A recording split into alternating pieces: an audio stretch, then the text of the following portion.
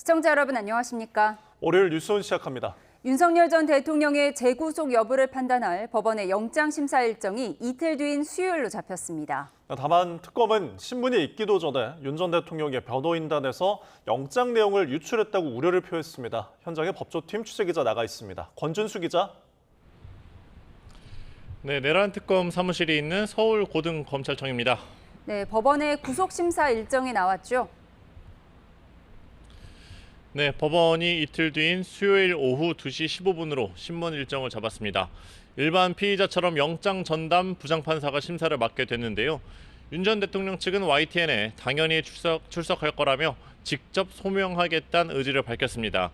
내란 특검도 언론 브리핑을 통해 법원으로부터 통지를 받았다고 밝혔습니다.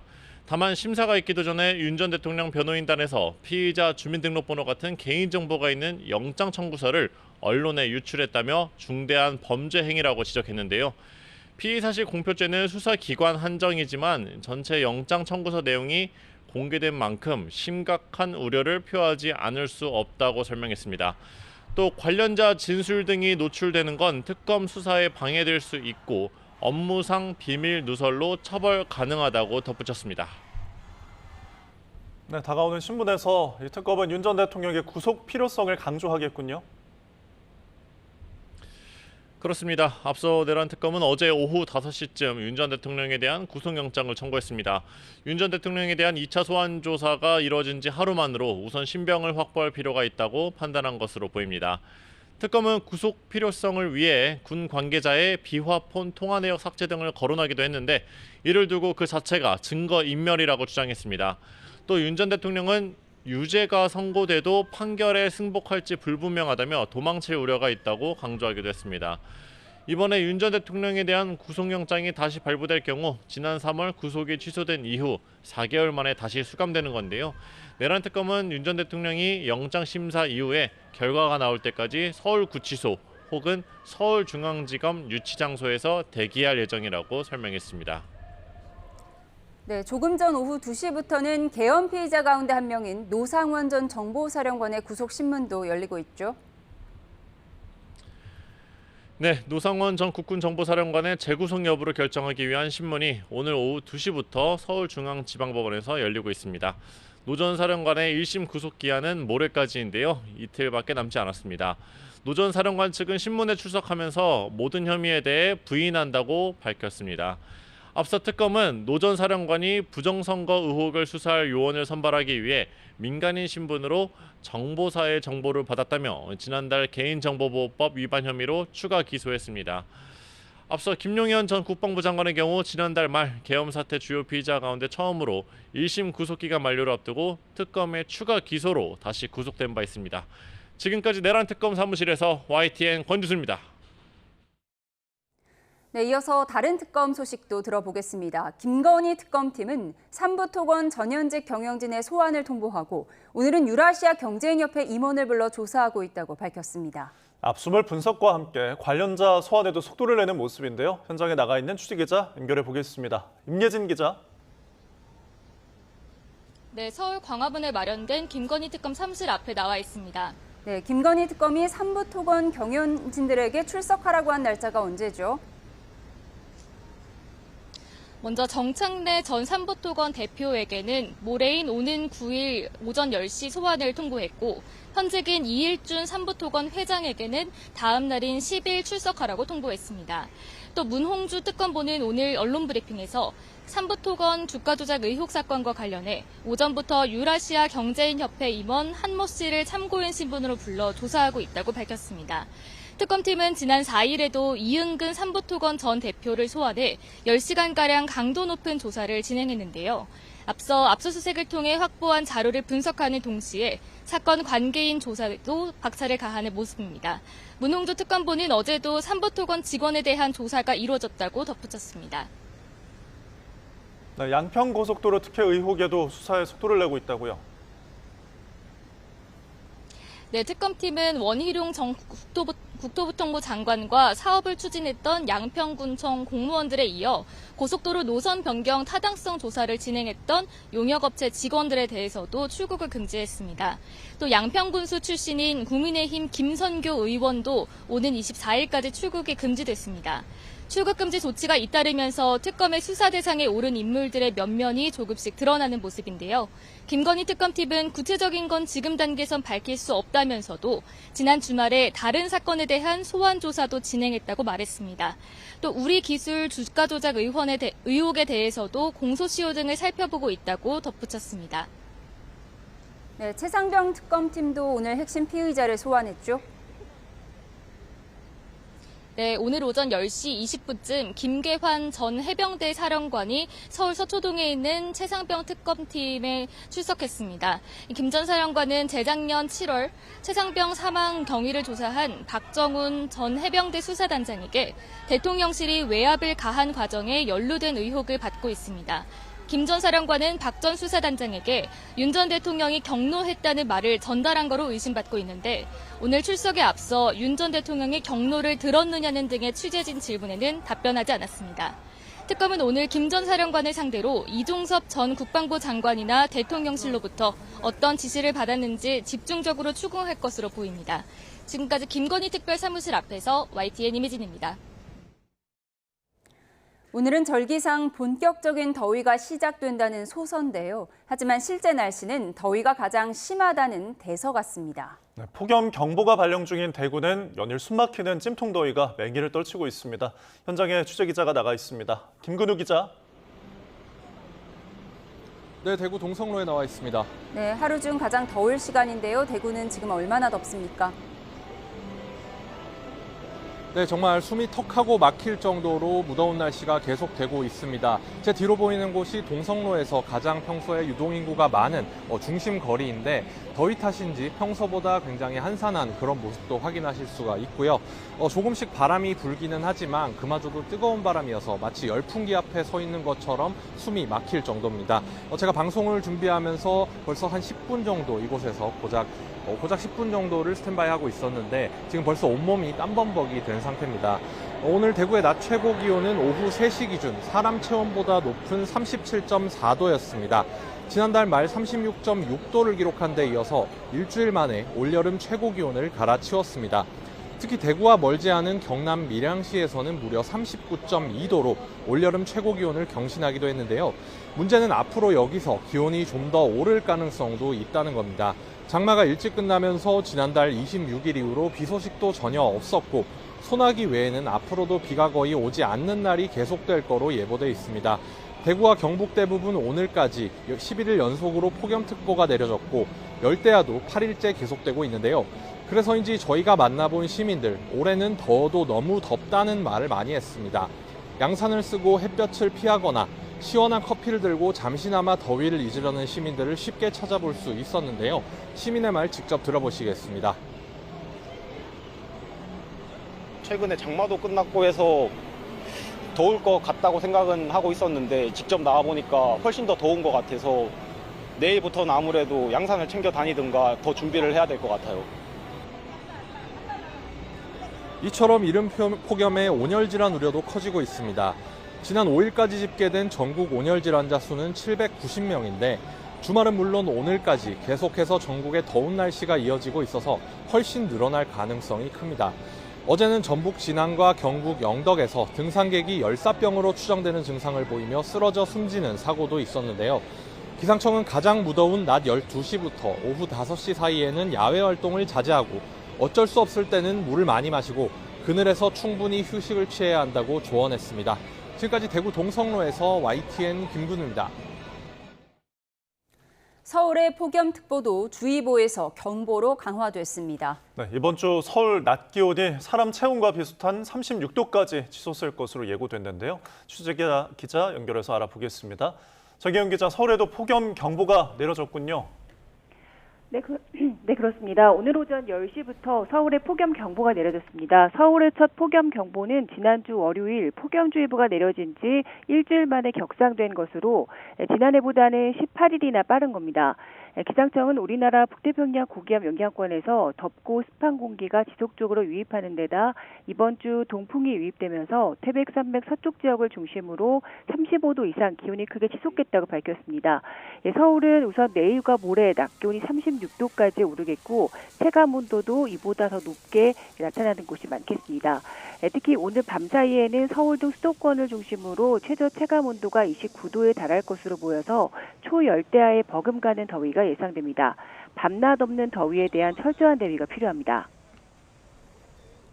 네, 앞서 밀양 지역 기온이 39도를 넘어섰다고 하던데요. 이번 주 이런 더위가 계속될 가능성이 있을까요? 네, 그렇습니다. 지속적인 대비가 필요한 상황인데요. 오늘까지는 동쪽 지역에서 이 같은 더위가 이어지겠고 내일부터는 서쪽 지방을 중심으로 고온 현상이 지속하겠습니다. 오후 3시를 기준으로 해서 경남 밀양 기온이 39.2도로 올여름 최고를 기록하고 있고요. 정선과 구미 낮 기온도 현재 38도로 웃돌고 있습니다. 남서풍이 태백산맥을 넘으면서 동쪽 지방을 중심으로 고온 현상이 나타나고 있는 건데요. 하지만 내일은 바람 방향이 동풍으로 바뀌면서 태백산맥 서쪽 지방에서 35도를 웃도는 고온 현상이 나타날 전망입니다. 또 상대적으로 기온이 크게 올랐던 이 동해안 지방은 내일 낮부터는 30도 안팎까지 기온이 내려가면서 심한 더위가 주춤할 전망입니다. 기상청은 서쪽 지방 고온 현상이 내일부터는 주 후반까지 이어질 것으로 보인다며 계속적인 폭염과 열대야에 각별히 유의해달라고 당부했습니다. 지금까지 과학기상부에서 YTN 정혜윤입니다. 7월 임시국회 첫날 여야가 만나 민생 공통 공약을 입법하기 위한 실무협의체를 꾸리기로 했습니다. 하지만 지난 정부에서 거부권으로 폐기됐던 쟁점 법안에 대한 이견이 해소되지 않아서 여야의 충돌은 불가피한 상황입니다. 취재기자 연결해 보겠습니다. 박희재 기자. 네, 국회입니다. 네, 7월 국회 시작 어떤 모습이었습니까? 7월 임시국회 첫날 더불어민주당 진성준, 국민의힘 김정재 정책위의장이 국회에서 상견례를 했습니다. 이 자리에서 지난 대선에서 약속한 민생 공통공약 입법화 실무를 위해 별도 협의체를 신설하기로 했습니다. 야당 김정재 의장은 의석수를 내세운 일방적인 입법을 우려한다고 경계했고 여당 진성준 의장은 민주당의 야당 시절을 잊지 않고 역지사지 자세로 임하겠다고 답했습니다. 현장 발언 들어보겠습니다. 야당과 함께 서로 의견을 조율하고 논의하는 그런 정치적 배려를 좀 해주셨으면 하는 당부를 말씀을 드리고요. 이제 여야가 바뀌어서 처지가 좀 바뀌었습니다만 역지사지하는 심정으로 정책 협의에 임해야 되겠다 이런 생각을 갖고 있습니다. 다만 쟁점 법안을 놓고 이견은 여전하고 이에 따른 여야의 충돌도 이어지고 있는데요. 대표적으로 방송 3법, 노란봉투법 그리고 양곡관리법이 꼽힙니다. 방송 3법의 경우는 오늘 국회 과방위 전체회의에 상정돼 여야가 정당성 여부를 두고 치열한 공방을 벌이고 있습니다. 이 과정에서 국민의힘 의원 일부가 의사진행과 관련해 불만을 제기하면서 퇴장하기도 했습니다. 민주 핵심 관계자는 YTN과의 전화 통화에서 윤석열 정부에서 거부권에 막혀 폐기됐던 법안을 신속하게 마무리하겠다고 말했고 국민의힘 송원석 비상대책위원장은 이재명 대통령을 도운 노조, 이익단체를 위한 파이 배분에 몰두하는 입법 속도전이라고 비판했습니다. 또 앞으로 진행될 인사청문회에서 양당의 강대강 대치도 불가피한 상황입니다. 민주당은 인사청문회를 차질 없이 진행해 조속한 내각 완성으로 이재명 정부 국정안정을 뒷받침하겠다고 강조하고 있지만 국민의힘은 전과나 의혹이 없는 후보를 찾기가 어렵다면서 현미경식 검증을 예고했습니다. 네, 오늘 각 당의 상황도 정리해 주시죠. 국민의힘 상황 먼저 보면요. 혁신위원회가 출발도 하지 못하고 사실상 좌초됐습니다. 오늘 아침 비대위원회는 안철수 의원을 위원장으로 하는 6인의 혁신위원회 인선안을 의결했습니다. 그런데 안철수 의원이 직후 긴급회견에서 합의되지 않은 내용이 날치기로 통과됐다며 혁신위원장직을 사퇴하겠다고 발표했습니다. 이어 직접 전당대회에 당대표로 출마해 윤석열 전 대통령 부부와 절연하고 당의 중도, 수도권, 청년을 담기 위해 당을 시대에 맞게 바꾸겠다고 강조했습니다. 이에 송원석 비대위원장은 기자들과 만나 안타깝고 당혹스럽다면서 안 의원이 추구하는 향후 행보에 대한 뜻을 존중하겠다고 말했습니다. 더불어민주당은 TF를 꾸려 검찰개혁을 위해 본격적인 시동을 걸고 있습니다. 오전 중에 검찰 조작 기소 대응 TF를 발족하고 대북 송금 의혹 사건을 포함해 정치검찰 공작을 규명하겠다고 했는데요. 김병기 당대표 직무대행 겸 원내대표는 전 정부에서 기소 자체 목적으로 한 검찰 수사를 진상규명하고 피해자 명예회복으로 검찰개혁을 완수하겠다고 말했습니다. 민주당은 앞서 발족한 검찰개혁 TF를 통해 검찰의 수사와 기소권 등을 분리하는 이른바 검찰개혁 4법도 추진하고 있습니다. 지금까지 국회에서 YTN 박희재입니다. 이재명 대통령은 김민석 총리와 오늘 처음으로 오찬 주례 회동을 하고 김 총리에게 국정 집행을 책임지고 잘 챙겨달라고 당부했습니다. 대통령실 우상호 정무수석은 브리핑에서 이 대통령이 김 총리에게 안전과 질서, 민생 등 분야에 더 유념해달라면서 이같이 말했다고 전했습니다. 특히 김 총리는 의대생과 전공의 복귀와 관련해 당사자를 만나겠다고 보고했고 이 대통령은 적극적으로 문제 해결에 나서달라고 주문한 걸로 전해졌습니다. 이재명 대통령이 한국인 최초 교황청 장관으로 임명된 유흥식 추기경을 접견하고 레오 14세 교황의 방북을 제안했습니다. 이 대통령은 오늘 오후 대통령실 집무실에서 유 추기경을 만나 오는 2027년 서울 가톨릭 세계 청년대회에 교황의 방한 가능성을 언급하며 오시는 길에 북한도 한번 들러보시는 게 어떨까 하는 생각이 들었다고 말했습니다. 이어 유 추기경은 레오 교황이 한국에 와 이 대통령 그리고 김정은 북한 국무위원장과 함께 사진을 찍었으면 좋겠다는 바람을 갖고 있다고 화답했습니다.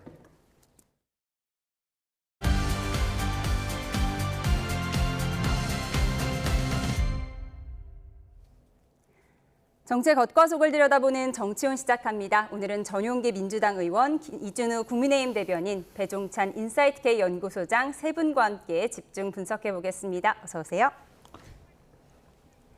네, 모레 오후 2시 15분 윤석열 전 대통령이 다시 한번 구속 갈림길에 서게 됐습니다. 지난 3월에 석방된 지 넉 달 만으로 특검팀은 수사를 개시한 지 18일 만에 신병 확보에 나선 건데요. 정치권의 목소리부터 듣고 오시죠. 내란 속의 윤석열에게 한 채 관용도 베풀면 안 됩니다.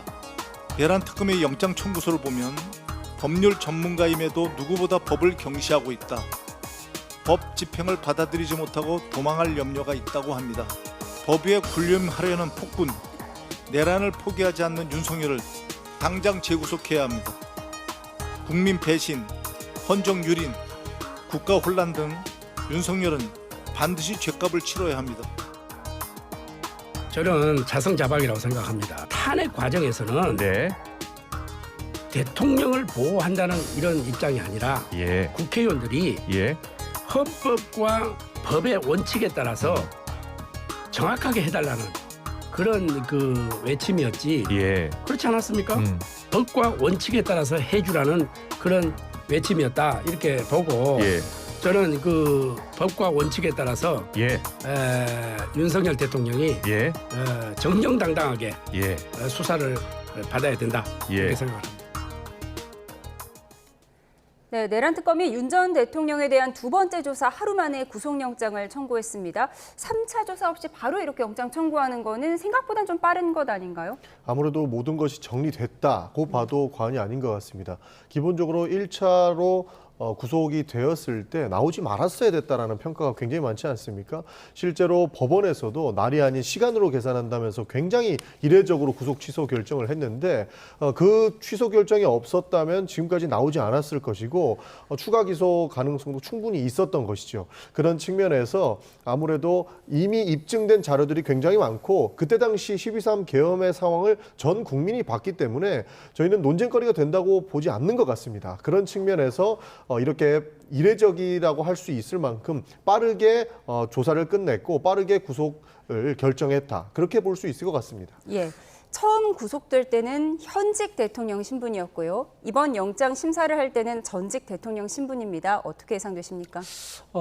이재명 대통령이 후보자 시절에 미리 말을 했었습니다. 이미 윤석열 전 대통령은 다시 감옥에 가야 되지 않겠느냐라고 얘기했었기 때문에 만약에 대통령이 된다면 아마 윤석열 전 대통령을 다시 구속하는 방안에 대해서 본인이 실천을 할 것이다. 이런 게 어느 정도 예상이 됐었습니다. 따라서 지금 내란 특검에서 영장 청구한 것은 아마도 이재명 대통령이 후보자 시절에 제시했던 그 시나리오대로 각본대로 가는 게 아니겠느냐라는 생각이 들고요. 어느 정도 어제 이제 2차 소환에서 예상이 됐던 게 뭐냐, 박창환 총경이 총경이 직접 조사하지 않고 조사를 지원했습니다. 즉 이제 가해자라고 이제 윤석열 전 대통령 주장하고 있는데요. 불법 체포영장을 집행했던 경찰에 대해서 체포 과정에 대한 조사를 했을 때 박창환 총경이 들어가지 않고 옆에 서서 이제 지원한 것에 대해서는 아마도 영장 청구할 때 판사 앞에 서서 이 총경이 가서는 설명할 수가 없습니다. 그러니까 부장검사가 조사를 했고 그 옆에서 조력을 했는데 부장검사가 결국은 그 판사 앞에서 왜 구속해야 되는지 설명을 해야 되거든요. 그래서 부장검사가 들어갔다는 것은 아마도 2차 소환 끝나자마자 바로 영장을 치려는 그런 계획이 이미 있었다. 어느 정도 예상이 가능했다고 볼 수 있습니다. 예, 이번에 영장 청구 내용이 좀 유출이 됐다. 이 부분도 내란 특검이 브리핑하기도 했는데 윤 전 대통령이 김성훈 전 경호처 차장에게 총기를 가지고 있는 것을 보여주기만 해도 경찰이 두려워할 것이다. 이런 말을 했다고 합니다. 그렇죠. 이제 이것이 바로 경호처의 총기 휴대와 관련된 대통령의 지시 여부거든요. 근데 이 부분이 이제 내란 특검에서 조명을 하고 있는 부분인데 김성훈 전 경호처 차장 등에게 경찰은 니들이 흉기를 갖고 있는 것을 보여주기만 해도 두려워할 것이다. 그러니까 이걸 여러분들 잘 보셔야 됩니다. 어떻게 이제 분석을 하냐면 윤 전 대통령에 대해서 구속영장이 청구된 것은 첫 번째로는 우리가 구속영장 청구할 때 세 가지 중에 하나가 소명입니다. 완전히 이제 제로 입증이 됐을 때 이건 정말 피할 수가 없는 것이죠. 그런데 그건 아직 모릅니다. 더 수사받아야 되고 또 재판도 받을 수 있는 것이니까요. 두 번째는 뭐냐면 도주울입니다. 그런데 윤석열 전 대통령이 어디로 도주하겠습니까? 도주는 어려워요. 예. 세 번째가 중요한 거예요. 증거인멸. 그러니까 지금 방금 전에 이하린 앵커가 물어보신 대로 그런 부분들이 바로 서로 입이 맞춰지고 있다고 이제 판단을 할 수가 있는 거죠. 그러다 보니까 이것 자체가 증거가 인멸되는 거 아니냐. 그러면은 가장 지금 핵심 피의자인 윤석열 전 대통령이 구속 상황이 돼버리면 입을 더 이상 못 맞춰요. 맞추기가 매우 어렵습니다. 그러니까 그것 때문에 이 증거 인멸의 우려가 있기 때문에 사실상 구속영장 청구에 가장 핵심적으로 다루어진다고 볼 수 있는 것이고, 그렇게 되면은 서로 이 내란 혐의로 수사를 받는 경호처장이나 또는 박종준 전 경호처장도 있고 김성훈 경호처장 대행도 있었거든요. 예. 그러니까 이런 부분들이 상당히 흔들릴 수밖에 없는 거죠. 그러니까 이제 영장 발부를 하게 되는 판사가 전담 판사가 볼 때 이거 증거인멸의 우려가 있어, 저는 이게 가장 중요할 것 같아요. 예. 네. 법원이 증거인멸 가능성을 굉장히 유념해서 볼 것이다라고 하셨는데, 증거인멸 혐의라면 사후에 계엄 선포문을 작성을 했다가 폐기했던 이 부분도 중점적으로 볼 것 같은데, 김성훈 경호처 차장이나 강희구 전 부속실장 이 두 사람에 대한 조사에서 윤 전 대통령 변호인들이 잠시 입회를 했었다. 근데 입회를 했을 때와 입회하지 않았을 때의 진술이 달라진다. 이 부분도 영장에 적시가 됐다고 하더라고요. 그러니까 아무래도 누가 감시하느냐 안 하느냐의 차이 같습니다. 기본적으로 윤석열 전 대통령의 변호인이 왔다는 것은 이 해당 발언들이 모두 윤석열 전 대통령한테 갈 수도 있다라고 하는 생각들을 참고인들이 듣지 않겠습니까? 그런 생각이 들 수밖에 없는 상황이기 때문에 아무래도 분명한 부담감을 느꼈을 거라고 보는 것이고, 그 측면이, 그러니까 진술이 번복되고 지속적으로 바뀌었던 측면이 만약에 구속되지 않았을 때에는 또다시 증거인멸로 갈 수 있는 우려가 있다라고 판단할 수밖에 없는 것이죠. 그 지점을 알고 있는 아마 그 내란 특검에서 이 부분을 영장에 적시를 했을 것이고, 그 적시된 내용들을 보면은 충분히 판사들도 구속 사유에 대한 타당성을 아무래도 볼 수 있을 거기 때문에 그 부분을 아마 중점적으로 다루지 않을까 싶습니다. 예, 윤 전 대통령의 재구속 여부는 모레 영장 실질 심사 결과를 지켜보게 됐습니다. 국민의힘 상황을 좀 짚어보겠습니다. 국민의힘 혁신위원회가 출발도 하지 못하고 오늘 아침에 좌초됐습니다. 안철수 의원이 오늘 오전 전격적으로 혁신위원장직을 사퇴한다고 발표한 건데요. 어떤 일이 있었던 걸까요? 영상으로 정리했습니다. 사선의 안철수 의원님을 당 혁신위원장으로 모시겠습니다.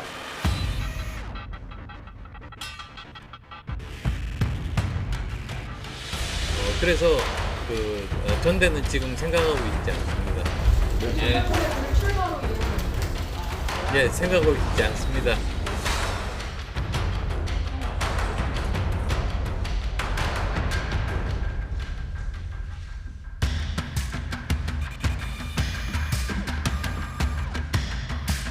합의되지 않은 날치기 혁신위원회를 거부합니다. 그리고 저는 전당대회에 출마하겠습니다.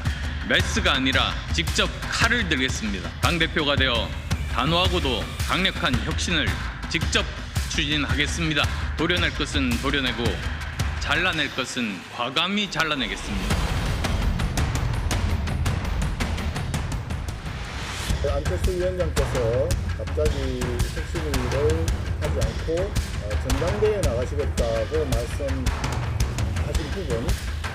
부분에 대해서 안타깝고 당혹스럽다. 어떤 말씀이나 오해가 있으셨는지 모르겠지만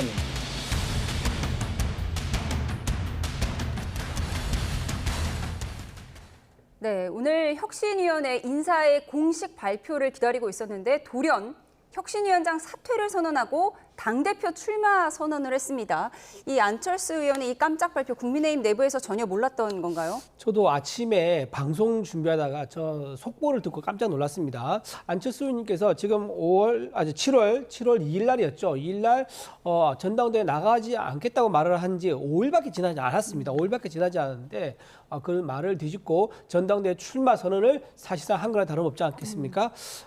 한 거죠. 그래서 저는 혁신위 위원장 이제 명단을 발표한 상황이었는데 불과 거의 동시에 혁신위원장직을 내려놓고 전당대회에 나오겠다. 이거는 뭔가 비대위원장과 굉장히 충돌이 있었다라고 이제 추측할 수밖에 없는 거죠. 예를 들어서 지금 나오는 얘기가 혁신위원장 명단을 안철수 의원이 제시를 했는데 비대위원장이 그걸 받지 않았다. 그리고 나랑 논의한 바가 없는 그 사람이 혁신위원회 명단에 올라가서 발표가 됐다. 이런 부분에 대해서 굉장히 언짢아하면서 이제 갈라선 게 아니겠는가. 이제 이런 생각도 나옵니다. 자, 그런데 결과적으로 제가 보기에는 이 혁신의 위원, 이 인선 가지고 하는 것은 작은 문제인 것 같아요. 제가 보기에 더 큰 문제는 뭐냐. 안철수 의원이 혁신위원장 맡겠다고 하고 나서 주변 얘기를 들어보니까 혁신위보다는 내가 그냥 차라리 당 대표를 해서 아예 당을 전체적으로 체질 개선하는 게 더 낫겠다라고 생각하신 것 같습니다. 그러니까 좀 더 아까 방금 말씀하신 것처럼 작은 메스보다 큰 칼을 들어서 아예 당을 완전히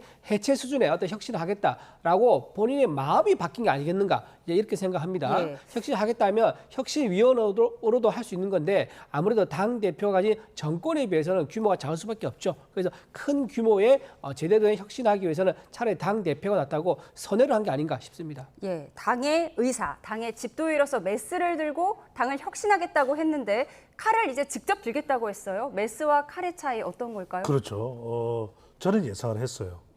왜냐하면 여의도에서는 여야를 막론하고 혁신위원회를 설치하면 그날부터 혁신을 안 합니다. 그래서 혁신위원회를 설치하겠다는 것은 혁신을 안 하겠다는 소리구나. 왜냐하면 혁신을 하려면 세 가지 전제 조건이 있거든요. 혁신 정권, 안 위원장 하고 싶은 대로 다 하세요. 이게 메스거든요. 이게 안 된다고 생각하니까 알게 된 거죠.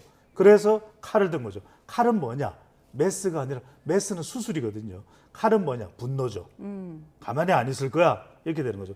그다음에 혁신 내용인데 혁신 내용을 안철수 전 혁신위원장이죠. 안전 혁신위원장은 코마 상태인 걸 알죠. 코마 상태가 사실상의 식물인간 상태를 이야기하는 거예요. 그런데 당은 그렇게 생각 안 한다는 얘기. 마지막으로는 이제 혁신위원이 중요한데 혁신위원을 안전위원장은 중수청으로 구성하겠다. 중도, 수도권, 청년청으로. 그럼 이 사람들이 나왔을 때 혁신은 뭐냐면 중진들 다 물러나라는 이야기거든요.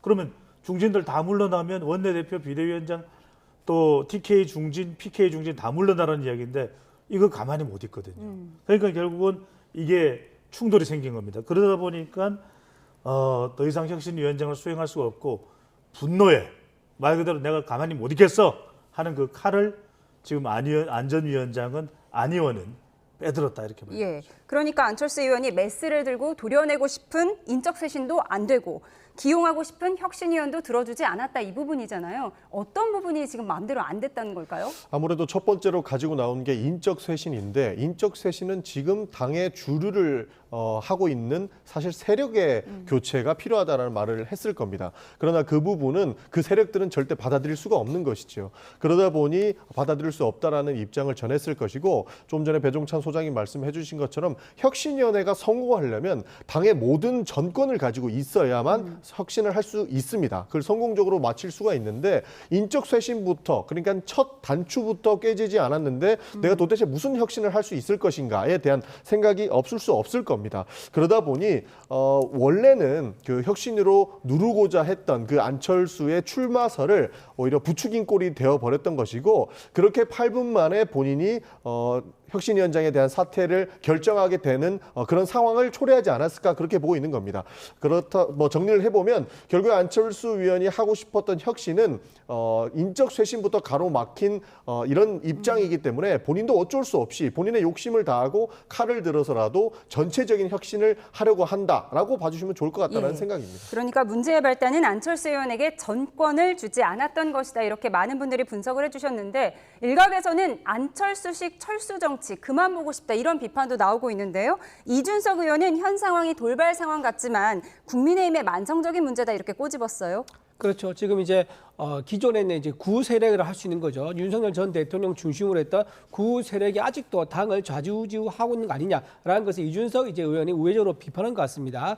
자, 그런데 제가 보기에 문제는 이겁니다. 본인이 지금 혁신위원장을 내려놓으면서 당권 도전한 거 그건 좋습니다. 그런데 본인이 하고 싶은 혁신도 어떤 권한이 있어야 할 수 있는 겁니다. 혁신이 위원장일 때 혁신할 수 있는 거 그리고 당 대표일 때 혁신할 수 있는 거 둘 다 가능한데 혁신이 내려놨단 말이에요. 그러면 당권을 가지면 혁신할 수 있는데 문제는 뭐냐면 지금 이 상태에서 안철수 후보가 당권을 가질 수 있느냐라는 문제입니다. 지금 송원석 비대위원장과 갈등 속에서 지금 당대표 출마 선언을 했습니다.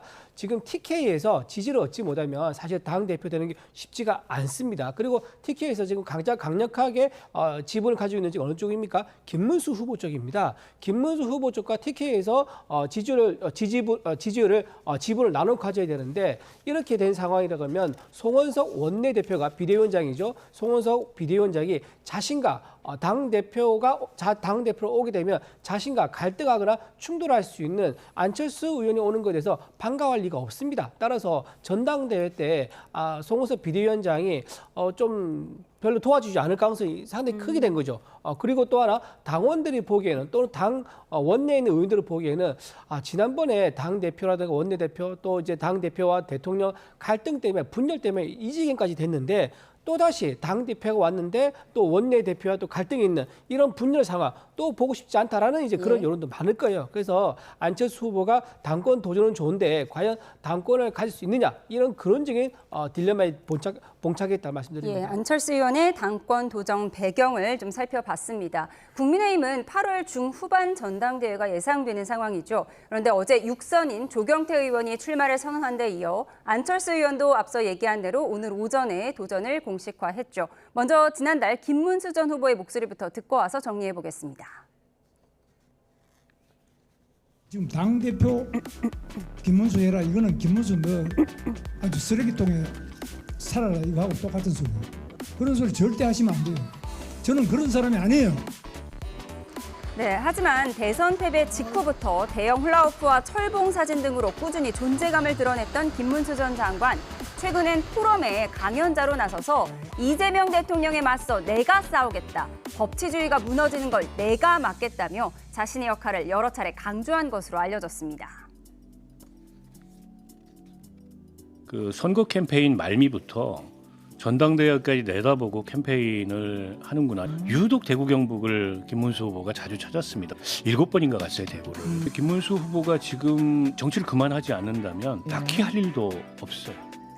네, 한편 한동훈 전 대표는 라이브 방송을 통해 윤 정권에 대한 비판과 이재명 정권에 대한 비판을 동시에 이어가고 있는데요. 들어보시죠.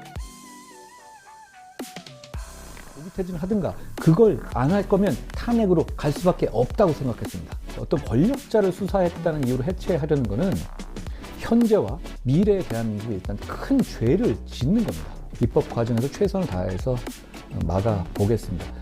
힘이 닿지 못해서 그러지 못한다면 선거에 다시 이겨서 정상화시키겠습니다. 그런가 하면 친한동훈계로 분류되는 최다선 조경태 의원이 공식 출마 선언을 했습니다. 들어보시죠. 출마 결심에 대해서 좀 한동훈 전 대표와도 얘기를 나눠보셨나요? 글쎄요. 어쨌든 여러 가지 저의 어떤 출마에 대해서도 많이 알고 계실 거라고 보고 있고요. 적임자를 아마 국민들께서 당원들께서 잘 판단하실 거라고 보고 있습니다. 네, 이렇게 국민의힘 전당대회가 예열되고 있는 가운데 민주당은 평가절하했습니다. 국민의힘 전당대회가 뚜껑도 열기 전에 그 나물에 그 밥으로 드러나고 있습니다.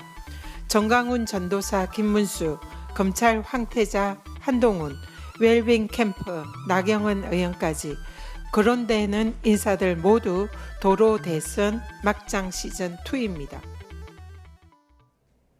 예, 국민의힘 전당대회 정리해봤는데요. 인천 계양구에서 맨홀 작업 중에 실종된 남성이 끝내 숨진 채 발견된 사고와 관련해 대통령실이 브리핑을 진행하고 있습니다. 들어보시죠. 예, 좀 늦게 대통령님의 특별 지시가 있어서 시간에 없던 브리핑 시간을 잡았습니다. 지금부터 시작하겠습니다. 이규현 홍보수석 수석입니다. 지난 6일 오전 인천시 계양구에서 배관 작업 중이던 근로자 2명이 질식돼 이 중 한 분이 실종되는 안타까운 사고가 발생했습니다. 구조 작업이 즉각 진행됐음에도 불구하고 오늘 실종됐던 한 분이 숨진 채 발견됐습니다. 이재명 대통령은 이 같은 산업재해가 잇따라 계속 발생하고 있는 데 대해 일터의 죽음을 멈출 특단의 조치를 마련하라고 엄중하게 지시하셨습니다. 국가는 노동을 통해 살아가는 국민의 생명과 안정을 지킬 책임이 있습니다.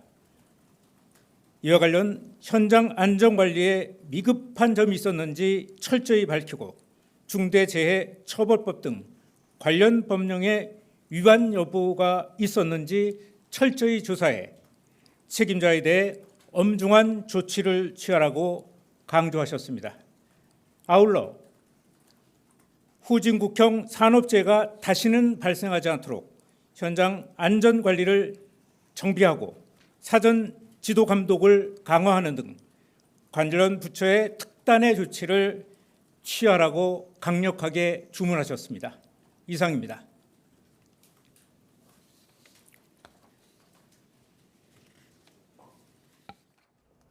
네, 대통령실 브리핑 듣고 오셨습니다. 인천 계양구에서 맨홀 작업 중에 실종된 남성이 끝내 숨진 채 발견된 사고와 관련해서 이 대통령이 산업재해가 잇따라 발생하고 있다는 점, 특단의 조치를 마련할 것을 엄중 지시했다. 네, 그렇게 강조했다는 내용 브리핑으로 듣고 오셨습니다. 자세한 내용은 들어오는 대로 추가로 전해드리도록 하겠습니다. 네, 정치원 대담 이어가도록 하겠습니다. 앞서 국민의힘 전당대회 상황을 정리해드렸는데요. 김문수 대 한동훈, 한동훈 대 김문수의 리턴 매치가 성사될까 이 부분이 관심이 집중되고 있는데 한동훈 전 대표는 나오지 않을 것이다. 이런 분석이 요즘은 더 많이 나오고 있는 것 같아요. 그런 네. 가운데 친한동훈계인 조경태 의원이 출마 선언을 했어요. 네, 친한동훈 쪽 사람들 지금 좀 얘기 좀 들어봤었는데요. 원래는 나와라 나오지 마라가 6대4 정도였는데 나오지 마라가 한 7대3 정도로 해서 나오지 마라는 여론이 좀 더 많다고 합니다. 나가게 되면 매번 나오는 것에 대한 당원들의 피로감도 있는 거고요. 또 이제 나오게 되면 결국 이번 대선에 대한 패배의 원인이 무엇인가 원인을 거슬러 올라가면서 그러다 보면 당연히 한동훈 대표에게 집중될 수밖에 없다. 또 지난번과 똑같이 한동훈 대 나머지 3대1 또는 4대1 구도로 싸워야 되는 이런 상황이 또 반복될 수 있는 거예요. 그렇다면 당원도 지치는 거지만 국민들도 굉장히 피로감이 있을 거다. 재탕, 재반복은 안 된다. 그런 의견이 많이 있는 것 같습니다. 결국 또 찬탄 대 반탄 뭐 이런 게임이 될 수도 있다 이렇게 우려하시는 것 같은데 민주당에서는 그 나물의 그 밥이다 이렇게 평가절하했어요? 그렇죠. 인물이 없죠. 실제로 찬탄 반탄을 아직까지 논하고 있는 것 자체가 허무맹랑한 소리라고 보고 있는데 아직도 찬탄 방탄의 그 구도 싸움을 하고 있는 모습을 보면 참으로 안타깝다는 생각이 드는데 실제로 이 어려움을 이겨낼 인물이 없다라는 평가가 맞는 것 같습니다. 그러다 보니 안철수 의원도 본인이 출마해서 나가겠다라고 이야기하는 것이고 김문수 전 후보까지 끌고 오려고 하는데 기본적으로 지금 그 구 권력 그러니까 국민의힘에서 주류를 이루고 있는 그 사람들이 원하는 사람들은 아직까지 찾지 못한 것 같습니다. 그러다 보니 여러 사람들이 나오는 것을 다 불편해하는 상황까지 초래되고 있는데 이런 문제를 해결하기 위해서라도 아무래도 구세력들이 뭉치지 않을까 하는 그런 생각을 가지고 있고요. 한동훈 전 대표에 대해서 나오지 말라고 하는 것들은 뚜렷하게 보입니다. 기본적으로 지금 해봐야 실익이 없다. 내년 지방선거를 지휘해서 이긴다 하더라도 본인의 정치적인 생명은 어떻게 이루어질지 모르는 상황이다라고 아마 계산기를 두드려 봤을 텐데 거기에서 실익이 없다라고 판단하는 부분들이 굉장히 높다라고 평가돼서 본인이 직접 등판하지 않겠다라고 하는 이야기가 계속 나오고 있는 것 아닌가. 결국에 지금 상황을 위기의 극복으로 보고 있는 것이 아니고 본인들의 권력 노름에 치중하고 있는 그런 상황으로 보고 있기 때문에 저희는 평가절을 할 수밖에 없는 상황이다. 이렇게 말씀드릴 수 있겠습니다. 예, 그러니까 친윤인 구주류가 원하는 후보를 아직 찾지 못한 상황이다. 그리고 한동훈 전 대표가 나오지 않는다면 그러면 조경태 의원이 친한동훈계의 민심을 좀 반영하지 않겠습니까? 어떻게 보세요? 그렇죠. 그렇기 때문에 이제 조경태 의원의 경우에는 상당히 친한계 결집이 이루어질 겁니다. 그러면 이제 친윤계를 대표하고 나올 가능성이 높은 이제 김문수 후보와의 대결 구도가 될 수 있는데 그 외에도 나온다는 사람이 많아요. 나경원, 또 장동혁, 장성민, 안철수 의원까지. 근데 중요한 게 여러분들 여기서 데이터 분석을 해보면 이따가도 우리가 다룰 수 있는 시간이 있는지 모르겠습니다. 결국 정당의 경쟁력이 중요하거든요. 그런데 지금 정당의 경쟁력은 뭐냐? 후, 누구냐가 아니라는 거죠. 하우, 어떻게, what, 무엇을, 그걸 통해서 이 국민의힘의 경쟁력이 올라올 수 있는 구도가 만들어져야 누가 왔을 때 힘을 발휘할 수 있는데 지금 보면은 정체성도 뚜렷하게 지금 이념 정체성도 재확립이 안 돼 있고. 예, 저희가 그래픽도 함께 그렇죠. 준비를 했습니다. 보시면은 지금 상당한 차이가 나고 있죠. 예, 민주당이 53.8%, 국민의힘이 28.8%로 나타났습니다. 그렇습니다. 거의 민주당이 지금 국민의힘의 2배에 육박하거든요. 예, 리얼미터 조사에서는 대선 이후에 20%대로 이제 지지율이 내려간 모습도 볼 수 있는데 이 이유가 결과적으로는 사람보다는 지금 중요한 게 당이 어떤 방향으로 가야 되느냐, 정체성, 그 다음에 대안 경쟁력이 있느냐. 그러면 지금 여대 야소의 여권과 맞붙었을 때 그럴 실력 경쟁력을 보여줘야 돼요. 마지막은 뭐냐? 위기인 줄 알면 서로 뭉쳐야 되는데 뭉산이라고 제가 여러 번 말씀드렸습니다만 뭉쳐야 산다. 헛죽 뭉산이라고 말씀. 네. 흩어지면 죽고 뭉치면 산다. 헛죽 뭉산. 그 이야기를 했는데도 불구하고 지금 보면은 누가 당대표가 대내 만에 전 혁신위원장은 지금 메스가 아니라 칼을 들겠다고 이야기하고 무섭기도 하죠. 그러니까 이런 상황이 온다라는 것은 내부 정리가 안 된 거예요. 정말 절박한 위기라면 여기 이준우 대변인도 계십니다만 우리가 가야 될 방향에 대해서 공감대가 형성돼야 돼요. 저는 그게 국민의힘이 먼저 되느냐, 그 과정이 전당대회까지 되느냐 안 되느냐가 핵심으로 봐야 되겠죠. 예, 배 소장님의 신조 흑중뭉산 이렇게 조언을 해주셨는데 국민의힘 입장에서 이런 조언을 들을 때마다 참 곤혹스러울 것 같습니다. 지금 6개월 만에 30%대 아래로 국민의힘 지지도가 떨어졌고 특히 서울과 PK 지역에서 많이 떨어진 거 뼈 아플 것 같은데요. 어떻게 보고 계세요? 서울 PK뿐만 아니라 지금 TK에서도 좀 상당히 떨어져 있다. 굉장히 이제 여기저기서 적신호가 많이 들어오고 있습니다. 아마도 제가 변명을 하는 것은 아니지만 아마도 이런 것도 있는 것 같아요. 이제 대선에서 지고 나서 많은 이제 우파 지지자들이 좀 실망감에 여론조사에 응하지 않는 이런 비율도 상당할 겁니다. 여론조사에 응하지 않게 되면 어떻게 되면 결국은 포집하는 응답자가 이재명 정권을 지지한 사람들의 응답률이 높을 수밖에 없는 거거든요. 그러다 보니까 자연스럽게 민주당 지지율 또는 이재명 대통령에 대해 지지율이 좀 높게 나오는 결과가 나올 수도 있다. 어쨌든 그럼에도 불구하고 방금 배종석 소장님 말씀하신 대로 지금 국민의힘이 좀 더 정말 사직생 각오, 생직사 각오 이게 있느냐 좀 근원적인 질문을 하지 않을 수가 없습니다. 지금 이 상황에서도 계파 간의 어떤 다투는 모습이라든가 이런 모습이 나오고 있기 때문에 단일 대우를 갖춰도 거대 의석을 가진 민주당과 싸우기가 쉽지 않은데 이렇게 각자의 목소리를 내면서 내가 옳으니 누가 옳으니 누구 탓이니 하는 것은 무슨 의미가 있겠습니까? 국민들 보기에 정말 부끄럽지 않은 이 한 달 반의 기간을 잘 보내서 전당대회를 이루어지지 못한다면 올 연말과 내년 지방선거 더 어려운 상황이 될 수도 있을 것 같습니다. 예, 반면에 이재명 대통령의 국정 지지율이 처음으로 60%를 돌파하면서 민주당은 상당히 고무적일 것 같아요. 실제로 여론조사 응답률에 대한 그런 차이도 있을 수 있겠지만 이재명 대통령이 지금 집권하신 지 한 30일 넘는 가운데 그래도 일처리가 빠릿빠릿하게 진행되고 실용성을 그러니까 실제로 피부로 느끼는 정책들이 굉장히 좀 많다라는 평가를 많이 받습니다. 아마 그런 측면들이 이재명 정부에 대한 지지율로도 가겠지만 민주당을 향한 질문으로도 가고 있거든요. 아무래도 그런 부분에서는 고무적이다라는 말씀 드리고 싶습니다. 그러나 해당 지지율만 가지고 저희가 안심할 수는 없는 겁니다. 왜냐하면 대선 끝나고 나면 어느 지지율을 보더라도 어느 조사를 보더라도 지금처럼 나오는 조사는 굉장히 많은 그런 아무래도 허니문 효과가 있으니까 그렇습니다. 그런 역사가 있거든요. 그렇기 때문에 저희는 저거에 고무적이긴 하지만 그래도 더 긴장의 끈을 놓지 않고 국정 운영이 잘 될 수 있게끔 뒷받침하는 역할을 민주당이 해야 된다. 저희는 그렇게 보고 있습니다. 예, 긴장의 끈을 놓지 않을 것이다 말씀을 주셨습니다. 7월 임시국회가 오늘부터 시작됐습니다. 각종 쟁점 법안 처리와 청문회를 앞두고 여야 대치가 더욱 가팔라지는 가운데 추경을 둘러싼 여야 공방 계속되고 있습니다. 들어보시죠.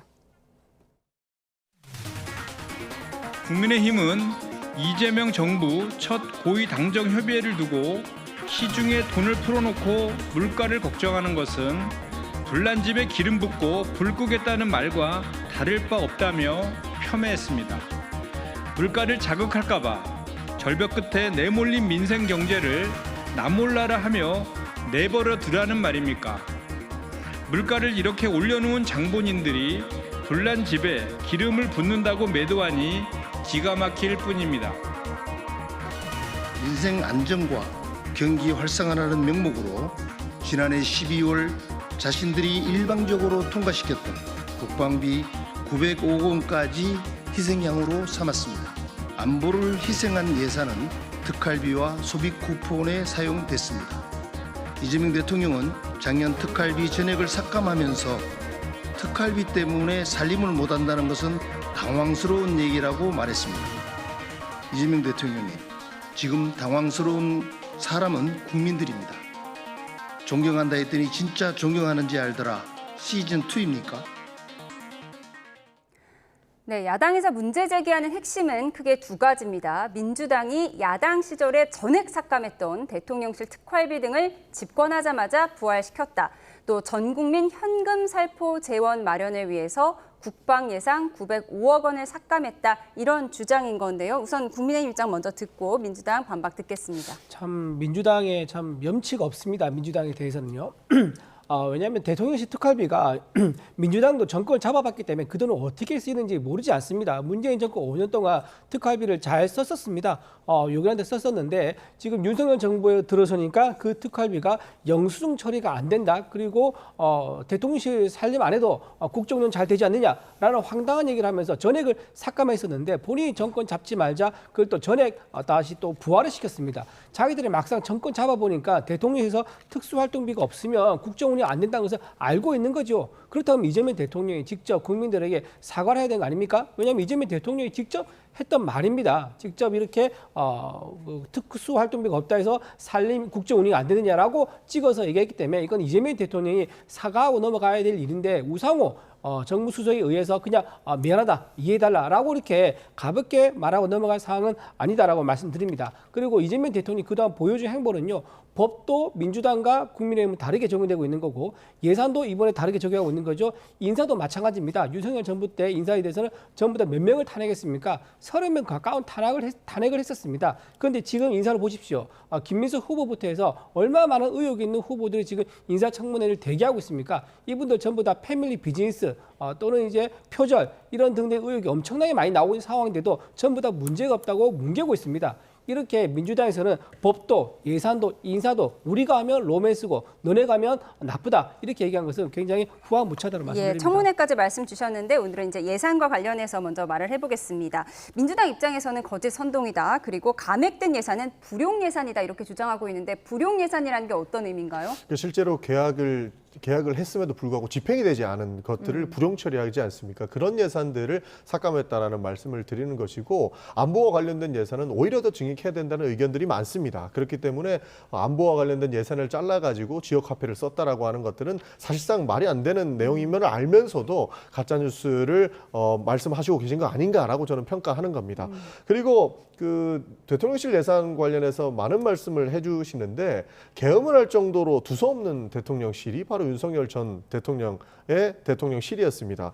그리고 증명할 수 있는 것만 해라. 그러니까 안보 문제라든지 비공개로 할 수밖에 없는 그런 예산들 말고 증명할 수 있는 특활비가 있지 않느냐. 그거 증명하면은 살려주겠다라고 지속적으로 요구했는데 증명하지 않겠다라고 해서 삭감을 했던 겁니다. 그렇고 사실상 협상의 여지가 남아있음에도 불구하고 대통령실 특활비를 삭감한 이후에 계엄령을 선포해서 그 협상의 여지만큼 날려먹은 것이 윤석열 전 대통령실이었다는 것이죠.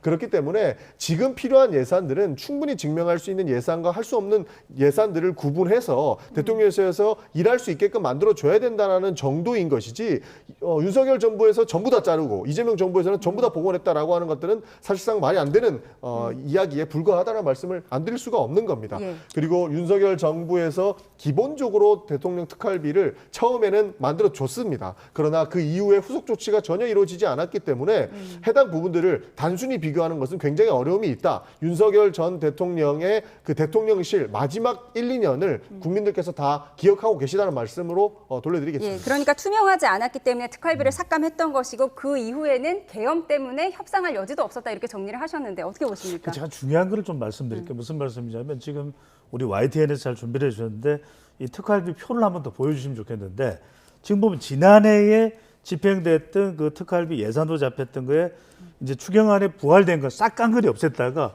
딱 절반이 부활됐어요. 예, 그 6개월치. 이게 그렇게 보면은 우리가 필요 없다던 특활비 또 딱 절반이 올라온 걸 보면 이게 뭐 계산이 이게 미심쩍잖아요. 그러니까 이렇게 보시면 특활비 필요해요. 그러니까 필요한 건 써자 이거예요. 그래야 뭐 정부도 운영이 되는 거니까. 근데 다만 이게 옳다 저게 옳다가 아니라 얼마만큼 필요한 것만큼 책정하면 되잖아요. 그럼 당당해지는 거예요. 두 번째는 뭐냐면 이 지원금과 국민들한테 지원금 주기 위해서 이거 포퓰리즘 하려고 국방비 깎았냐 이렇게 연결되는 건 아니겠죠. 그냥 국방비만 보자고요. 국방비가 근데 905원이 없어졌잖아요. 근데 아파트 헬기도 들어간다니까 요건 설명을 좀 해주시면 돼요. 어떤 근거로 905원이 그러면 없어졌는데 어떤 대체 근거가 있느냐. 그러면 아파트 헬기 기동 대시에 UH-6 들어서 뭐 보안 기동이 가능한 건지 수리온으로 가능한 건지 이건 설명을 하면 돼요. 그러니까 좀 이렇게 막 붙여고 이렇게 서로 엮어서 하지 말고 그 국방비가 빠졌으면 그 국방비가 왜 빠졌는지 그리고 국방비가 빠진 것만큼은 어떤 보안 장치가 있는 건지 요걸 설명을 하면 되는 거죠. 예, 설명을 잘 하라고 조언해 주셨으니까 앞으로 더 자세한 설명을 민주당 쪽에서 해 주시면 좋겠습니다. 아무래도 그 예결위가 하는 과정 중에 충분히 나올 수 있는 지적입니다. 그리고 우리는 지금 나온 예산만 보고 있기 때문에 설명이 부족하다 느낄 수밖에 없습니다. 그렇게 볼 수밖에 없는 것인데 결국엔 그 예산을 심사하는 과정 중에 들여다보면 어떤 것이 무엇이 어떻게 불용 처리가 됐는지를 심사한 이후에 삭감 조치가 됐을 것이기 때문에 그런 부분들은 충분히 감안이 된다고 보는 것이고 국회에서 삭감한다고 해서 무조건 넘어가는 건 아닙니다. 정부의 동의 과정들이라든지 절차가 있기 때문에 그 부분도 보시면 저는 충분히 이해가 가실 거라고 보는 것이고 여기에서 우리가 추가로 해야 될 부분들이 방금 배 소장님이 말씀해 주신 것처럼 국민들이 이해할 수 있게끔 제대로 된 설명을 해야 된다라고 하는 부분들은 저희가 좀 더 노력해야 될 부분이다라는 말씀까지 드리겠습니다. 아까 전용 의원님 말씀하신 거 지금 잘못된 거 잠깐만 짧게 짚을게요. 그 이제 단 한 번도 증명된 적이 없다. 대통령실 특활비 말씀하셨는데요. 그거는 역대 정부 다 그랬습니다. 노무현 정부도 그랬고 문재인 정부도 그랬고 증빙된 대통령실의 특활비는 단 한 번도 없었습니다. 근데 마치 뭐 윤석열 전 대통령만 증빙되지 않는다라고 얘기한 것은 국민들이 좀 오해할 수 있다 말씀드리고요. 이재명 대통령 특수활동도 있을 때 증빙할 수가 없습니다. 써보면 압니다. 왜 증빙할 수 없는지. 근데 앞으로 이재명 대통령은 증빙할 수 있는 것처럼 말하는 것은 국민들은 오해할 수 있기 때문에 제가 이건 바로 잡아서 말씀드립니다. 공식화하기 어려운 특활비의 특성에 대해서 설명해 주셨습니다. 여야 입장 들어봤고요. 그런가 하면 민생회복 소비 쿠폰 지급 여부를 두고 박수영 국민의힘 의원이 부산 시민은 25만 원 필요 없다고 발언해서 논란이 일고 있습니다. 화면 함께 보시죠. 네, 부산 남구를 지역구로 둔 박수영 의원, 지난 5일 자신의 SNS에 부산에 해수부를 보내준다니 감사히 받겠지만 산업은행 같은 공기업이 오는 게 더 낫겠다면서 기왕 이전하기로 한 해수부는 연말까지 남구에 보내주고 25만 원 대신 산업은행도 남구로 보내달라. 우리 부산 시민은 25만 원 필요 없다라고 적었습니다. 이를 본 일부 누리꾼들은 박 의원이 무슨 권리로 그런 말을 하느냐는 등의 격앙된 반응을 보였는데요. 논란이 일자 박 의원은 해당 글을 삭제하긴 했습니다. 다만 박 의원은 어제 우리나라의 베네수엘라행을 염려하는 분들이 많다면서 영상 2개를 추가로 올렸습니다. 베네수엘라가 지금의 경제 위기에 직면한 까닭은 현금 살포식 포퓰리즘 때문이라는 주장을 뒷받침하는 내용의 영상입니다. 이번 논란에 대해 민주당 입장은 이렇습니다. 들어보시죠. 사견을 덧붙이기보다 본인의 글에 달린 수많은 댓글들 중 몇 개만 제가 읽어드리겠습니다. 본인이 줄 거냐? 나는 필요하다. 우리 부산 시민은 국민의힘이 필요 없다. 가족 식비에 요긴하게 쓰겠다. 오랜만에 머리도 하고 안경을 바꿔서 나 자신을 더 돌보겠다. 우리 아이 학원비에 보태겠다. 이것이 국민들의 생각입니다. 벌써부터 국민 사이에서 작지만 행복한 계획들이 이렇게 세워지고 있습니다. 부산 시민들에게도 이렇게 작지만 행복한 계획을 세울 권리가 있다는 점 말씀드립니다. 네, 부산 시민은 25만 원 필요 없다. 박 의원의 발언이 알려지자 온라인 댓글이 아주 시끄러운데요. 일단 그 글은 삭제된 것 같아요. 그렇죠. 그럴 수밖에 없죠. 지금 뭐 준다고 하는 이 지원금을 안 받을 수 없죠. 받아야죠. 또 2차는 또 9월 22일 10% 상시 %를 제외하고 또 10만 원씩 더 지급이 됩니다. 이제 우리가 어떤 정책에 있어서의 효과적 대응 방법을 보면 범위를 아주 설득력 있게 가져가는 게 중요해요. 지금 부산 시민으로 확대를 내버렸잖아요. 이게 패착이에요. 부산 시민으로 확대하지 말고 박수영 의원이 이렇게 하면 되죠. 나는 필요 없다. 나는 안 받겠다. 받으면 그거는 바로 기부를 하겠다. 다른 동료 국회의원들에게도 권장하겠다. 그다음에 나는 국회의원으로 이 정책이 잘못됐다고 생각하기 때문에 나는 대응하겠다. 이러면 되는 건데 나의 범주가 부산 시민으로 확대되면서 이게 파장이 생겨버린 거예요. 너무 많이 확대가 그렇죠. 됐죠. 효과적 대응은 그 범위를 적확하게 하는 데 있어서의 훨씬 더 효과적일 수 있다는 말씀을 드립니다. 예. 그런가 하면 민주당은 오늘 TF를 꾸려서 검찰 개혁에 더욱 속도를 내는 모습인데요. 관련 화면 보고 오시죠. 윤석열 정권이 들어선 이후 정치 검찰 세력이 모든 것을 조작해서 자신들이 지목한 정치인들을 탄압하고 죽음으로 몰고 가려 한 것입니다. 남자를 여자로 바꾸는 일, 여자로 남자를 바꾸는 일만 빼고 다 할 수 있다. 산 사람을 죽음으로 그리고 죽어가는 사람을 살릴 수도 있는 것이 이재명 죽이기에 앞장서서 꿰어 맞추기로 정치검찰이 조작 기소를 한 것입니다. 우리 TF는 모든 것을 근본에 입각해서 제대로 이 문제를 파보겠습니다. 네, 민주당에서는 정치검찰 세력이 남자를 여자로, 여자를 남자로 바꾸는 일 빼고는 다 할 수 있다 이렇게 주장을 하고 있습니다. 네. 그런데 검찰개혁은 이미 이재명 대통령이 추석쯤에 얼개를 잡을 수 있다 이렇게 진행되고 있는데 오늘 만들어진 TF는 따로 뭘 하는 걸까요? 실제로 과거에 기소만을 위해서 이렇게 조작을 했던 내용들을 파헤치고 그에 대한 책임을 묻는 걸로 봐주시면 좋을 것 같습니다. 윤석열 전 대통령의 어록 중에 가장 이 부분과 맞닿아 있는 어록이 뭐냐면 기소 한번 당해봐라. 본인은 죄가 없더라도 대법원까지 가면 인생은 절단난다 라고 하는 이야기를 했습니다. 기소당하고 나서 아무런 증거가 없더라도 그것을 지속적으로 항소하고 무죄 판단을 받더라도 그 사람의 인생은 실제로 많은 돈을 쓰고 거기에서 정신적인 피폐함까지 오기 때문에 그것을 것을 이야기한 것이라고 저희는 보고 있거든요. 그만큼 정치 권력, 그러니까 검찰 권력이 얼마나 무서운지를 대변해주는 말인데 바로 이 지점을 이용해서 실제로 기소만을 위해서 괴롭히기 위해서 검찰 권력을 사용했던 것을 저희는 찾아내고 이런 일이 다시는 생기지 않게끔 책임을 묻는 그런 활동을 하려고 하는 것이 바로 이 TF다. 이렇게 봐주시면 좋을 것 같습니다. 예, 오늘 민주당은 이재명 죽이기를 멈춰라라고 하면서 조작 기소라는 단어를 굉장히 많이 사용했거든요. 국민의힘에서 어떻게 보셨습니까? 제가 보기에는 이제 정성호 의원이 이제 법무부 장관 후보자죠. 정성호 의원이 얘기했던 그 부분을 실천하기 위한 이제 사전 옆에 측면 지원이 있는 것 같습니다. 정성호 의원이 뭐라고 얘기했습니까? 이재명 대통령의 사법 리스크를 없애기 위한 가장 확실하고 근원적인 해결 방법은 공소 취소라고 했습니다. 법을 발의해가지고 면소를 시킨다든가 재판을 중지한 것도 불안하다. 왜냐하면 세월이 흐르면 재판을 재개해야 되니까. 하지만 이렇게 공소를 아예 취소시키면 근원적인 이재명 대통령에 대한 사법 리스크를 없앨 수 있다. 이거를 뒷받침하기 위해서 모든 공소 자체가 처음부터 잘못됐다. 이거를 입증하기 위해서 TF를 만들기 아니겠는가. 그래서 저는 TF의 목적이 뚜렷하기 때문에 있는 사실 그대로를 만드는, 사실 그대로를 조사해서 밝히는 그런 TF가 아니라 없는 것도 만들어서 공소 취소 사유를 만들지 않을까 굉장히 우려된다고 말씀드립니다. 네. 짧게 말씀드리면 그렇습니다. 이게 검찰 개혁 필요하죠. 필요하다만 필요한 것이 지금 여론입니다. 근데 대북 선거 모욕은 이재명 대통령하고도 무관하지는 않죠. 그럼 상당히 민감할 수 있고 또 재판 중인 내용입니다. 이건 재판 중이라는 것은 검사 외에도 관련이 된 부분이거든요.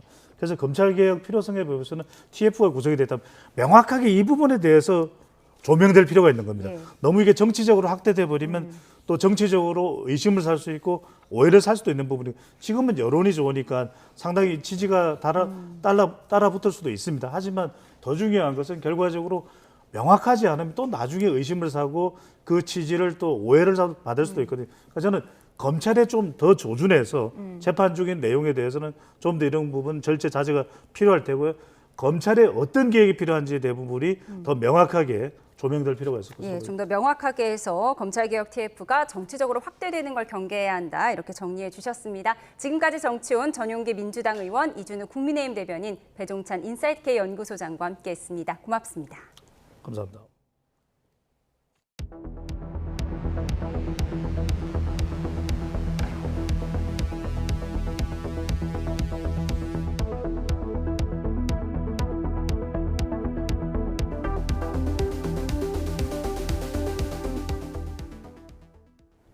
네, 오늘 정말 더우시죠. 전국적인 더위 속에 오늘 경남 밀양에서는 올해 최고 기온을 또 한 번 경신했습니다. 내일은 서울이 36도까지 오르면서 이번 주 서쪽 지역을 중심으로 폭염의 기세가 더 강해지겠는데요. 자세한 날씨 기상캐스터 연결해 알아보겠습니다. 정수현 캐스터. 네, 광화문 광장에 나와 있습니다. 예, 5시가 다 돼가는데 한낮의 열기가 아직 그대로라고요. 네, 오히려 기온은 더 올랐습니다. 5시를 향해 가는 지금 서울은 33.1도 보이고 있고요. 구름 사이로 볕이 제법 강하게 내리쬐고 있습니다. 저 뒤로 보시는 것처럼 이렇게 분수터널에서는 시원한 물줄기가 나오고 있긴 하지만 워낙 코탑지근해서 습도 높은 더위는 계속되고 있습니다. 이 더위는 고스란히 밤더위로 이어지겠고요. 밤낮 없는 무더위에 건강관리 잘 해주셔야겠습니다. 현재 전국 대부분 지역에 폭염특보가 내려져 있습니다. 오늘 경남 밀양은 39.2도까지 오르며 올해 최고 기온을 기록했고 구미와 정선, 북창원에서도 37도를 넘으며 지역 기준 7월 역대 최고 기온을 경신했습니다. 다만 내일은 바람의 방향이 동풍으로 바뀌면서 이번 주는 서쪽 지역을 중심으로 폭염이 강화되겠습니다. 내일 아침 지역별 자세한 기온입니다. 현재 서울 27도, 대구 25도로 대부분 지역에서 열대야가 나타나겠고요.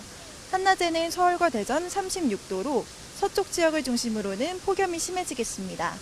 다만 바람의 방향이 바뀌면서 상대적으로 기온이 크게 올랐던 동해안 지역은 낮 기온이 30도 안팎으로 내려가며 심한 더위가 주춤할 전망입니다. 서울을 포함한 서쪽 지역과 남부지방을 중심으로는 폭염경보가, 그 밖에 대부분 지역에는 폭염주의보가 내려져 있습니다. 내일 더위가 한층 강해지면서 서쪽 지방을 중심으로는 폭염특보가 강화될 가능성이 있겠고요. 그만큼 온열 질환의 위험도 더욱 커지겠습니다. 이번 주는 서쪽 지역을 중심으로 폭염의 기세가 더욱 강해질 전망입니다. 나날이 더위의 기세가 강해지면서 온열 질환자가 급증하고 있습니다.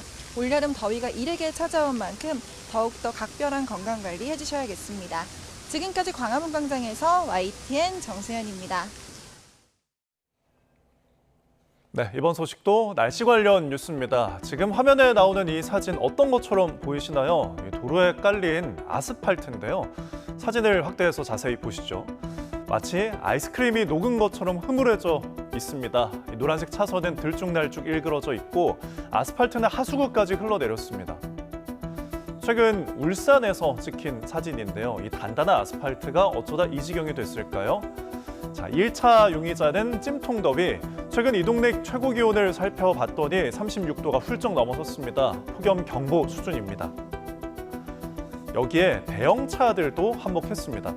펄펄 끓는 고온의 아스팔트가 물러져 있는데 그 위를 대형차들이 지나가다 보니 이런 현상이 나타난 것으로 보입니다.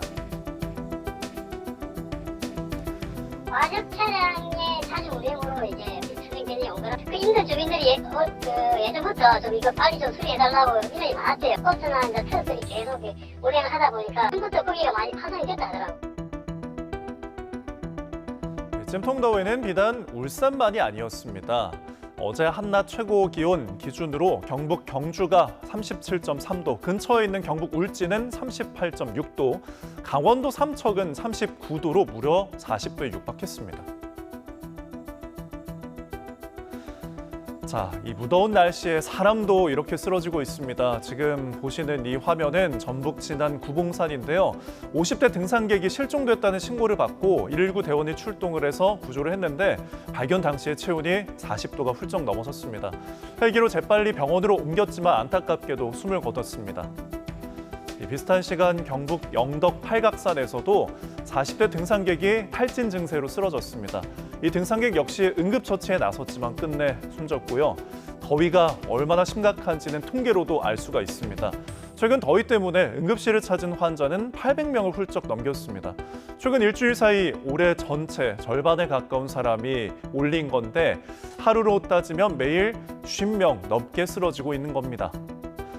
그렇다면 온열 질환자가 가장 많이 발생한 시간은 언제일까요? 햇살이 가장 강한 오후 2시 언저리이지 않을까 싶은데 뜻밖에도 오후 5시에서 4시 사이가 가장 많았습니다. 오후 4시에서 꼭 5시 꼭 기억하셨다가 정말 급한 일 아니라면 이 시간은 야외활동 피하는 게 좋을 것 같습니다. 휴가철을 앞두고 정부와 식품 유통업계가 함께 식품 위주의 대규모 할인 행사를 열기로 했습니다. 농림축산식품부는 지난 4일 먹거리 물가 부담을 낮추기 위해 가공식품을 최대 반값에 살 수 있는 할인 행사를 열기로 했다고 밝혔습니다. 할인 품목은 라면과 빵, 커피 등 소비자가 자주 찾는 가공식품과 아이스크림, 삼계탕 등 여름철에 소비가 많은 제품이 포함될 예정입니다. 네, 지금 대통령실이 이재명 대통령의 유흥식 추기경 면담 내용과 관련한 현안 브리핑을 진행하고 있습니다. 들어보시죠. 유흥식 추기경 접견 관련한 브리핑하겠습니다. 강유정 대변인입니다. 이재명 대통령은 오늘 오후 2시 대통령실을 찾은 유흥식 교황청 성직자부 장관을 접견했습니다. 이 대통령은 대한민국의 민주주의 회복과 인권 및 평화 문제에 교황청이 큰 영향을 미쳤다 말했고, 유흥식 교황청 성직자부 장관은 대한민국이 개업 이후 보여준 민주주의 회복력에 교황청의 많은 구성원들이 관심을 기울였다 대답했습니다. 이어 2027년 한국에서 열릴 가톨릭 세계 청년 대회가 세계 청년들 사이에 한반도 평화에 대한 공감대를 형성할 것이라면서 K-컬처 등 한국 문화에 대한 호감이 큰 역할을 할 것으로 기대한다고 말했습니다. 비공개 회담에서 이재명 대통령은 유흥식 교황청 성직자부 장관의 말씀을 경청했습니다. 유흥식 추기경은 프란치스코 교황이 생전에 불법 계엄 발생에 매우 놀라워했다는 소식과 함께 추운 겨울 거리에 나와 민주주의를 수호하고 무료 나눔으로 서로를 돌보는 한국인들의 모습에 감동했다고 전했습니다.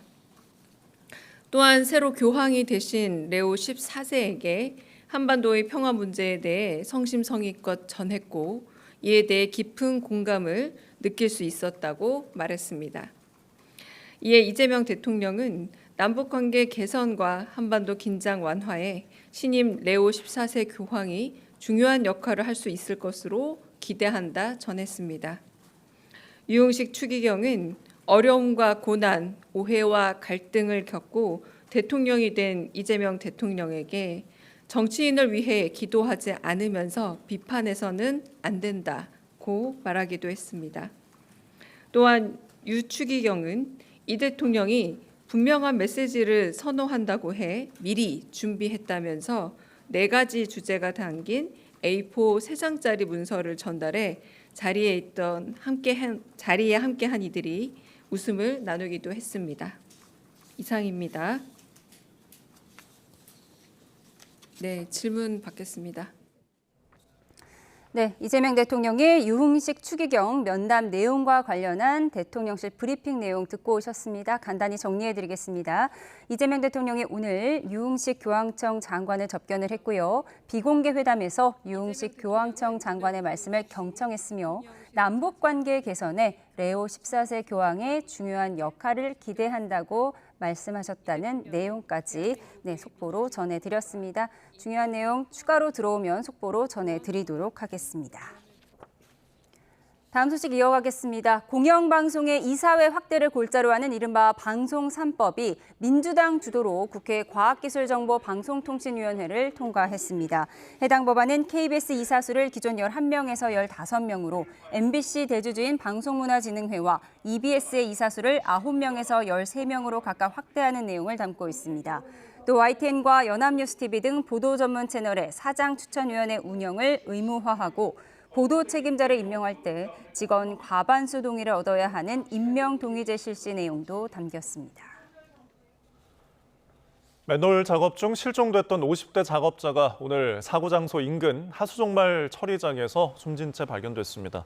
맨홀에서 심정지 상태로 구조된 40대 남성은 호흡과 맥박은 돌아왔지만 아직 의식은 되찾지 못한 것으로 파악됐습니다. 경찰과 소방당국은 내부 조사와 측량을 위해 맨홀에 들어갔던 이들이 유독가스에 중독돼 쓰러진 것으로 보고 있습니다. 새벽 시간 이륜차가 통행할 수 없는 고속도로에서 오토바이 한 대가 시속 100km로 질주하는 아찔한 상황이 벌어졌습니다. 운전자는 실수였다고 해명했지만 자칫 대형 사고로 이어질 뻔했습니다. 김기수 기자입니다. 어둠이 짙게 깔린 고속도로 2차로를 오토바이 한 대가 거침없이 내달립니다. 뒷차가 따라붙지 못할 정도의 속도계에는 시속 100km가 찍히기도 합니다. 새벽 시간 30대 A씨가 몰던 오토바이가 경부고속도로를 질주하는 장면입니다. 계속 고속도로에서 주행을 하더라고요. 거의 속도가 100km 정도 되는데 다른 차량들처럼 보고 지나갈 수는 있는데 사실상 이거는 조금 너무 위험해 보여서. 목격자의 신고를 받고 출동한 경찰이 갓길로 유도한 뒤에야 위험한 질주는 멈췄습니다. A씨는 경부고속도로 서울 방향 영동 2터널에서 옥천휴게소 부근까지 무려 10km 넘게 운전한 것으로 파악됐습니다. 경찰 조사에서 A씨는 내비게이션 안내를 착각해 잘못 들어왔다고 진술한 것으로 알려졌습니다. 현행법상 오토바이 등 이륜차의 고속도로 통행은 엄격히 금지돼 있으며 적발 시 30만 원 이하의 벌금이나 구류에 처해질 수 있습니다. 무엇보다 대형 인명사고를 유발할 수 있는 만큼 실수로 진입했다면 즉시 갓길에 정차하고 한국도로공사나 경찰에 연락해야 합니다.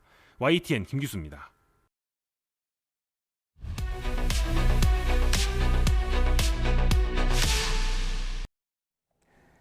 윤석열 전 대통령 재구속 여부를 결정할 내란 특검 구속영장 심사가 이틀 뒤로 잡혔습니다. 네, 영장 청구서 세부 내용도 공개가 됐는데 윤 전 대통령이 자신의 체포를 막으려고 경호처에 총기 순찰을 지시한 것으로 파악됐습니다. 김성훈 변호사와 함께 관련 내용 짚어보겠습니다. 어서 오십시오. 안녕하세요. 네, 윤석열 전 대통령 두 번째 구속 심사를 앞두고 있는데 첫 번째는 현직 대통령 신분이었고요. 이번에는 전직 대통령 신분이었고 또 혐의도 다르지 않습니까? 어떻게 예상되나요? 네, 내란죄 우두머리 혐의가 사실 제일 중대한 혐의이기 때문에 혐의 자체는 그보다 더 큰 혐의는 있을 수는 없습니다. 이번에는 내란죄 자체는 이미 기소가 됐기 때문에 그리고 또 영장이 취소가 됐기 때문에 혐의에 들어가진 않지만 여러 가지 혐의점들 중에서 가장 중요한 혐의점으로 보는 것은 결국 체포영장 저지 시도, 법조항으로 하자면은 특수공무집행 방해 혐의가 가장 중대한 범죄로 이해될 가능성이 높습니다. 즉 예. 사법부가 발부한 영장에 대해서 개인 사인이 흉기를 쓰거나 위험한 물건을 휴대하거나 다중의 유력을 동원해 가지고 그것을 집행을 저지하는 것도 중범죄가 될 수가 있고 실형이 선고될 수 있는 범죄인데 이것을 당시 국가의 공적인 지위를 이용해 가지고 당시에 그 경호의 업무를 수행하고 있는 경호처의 병력, 무력을 사용해 가지고 저지하고자 했다는 것들은 굉장히 중대한 범죄로서 인정될 가능성이 높고요. 예. 이런 체포영장 집행 저지를 지시하고 또 심지어는 그 과정에서 무력 사용을 암시하는 방식 등으로 경찰력 집행을 저지하도록 한다는 부분이 인정이 된다면은 그런 범죄 혐의가 상당한 이유가 있다고 본다면 영장이 발부될 가능성이 큽니다. 한 가지 마지막으로 영장은 이제 구속의 상당성과 필요성이 다 인정되어야 하기 때문에 네. 이 중에서도 필요성, 증거인멸의 우려와 관련된 부분이 중요한데요.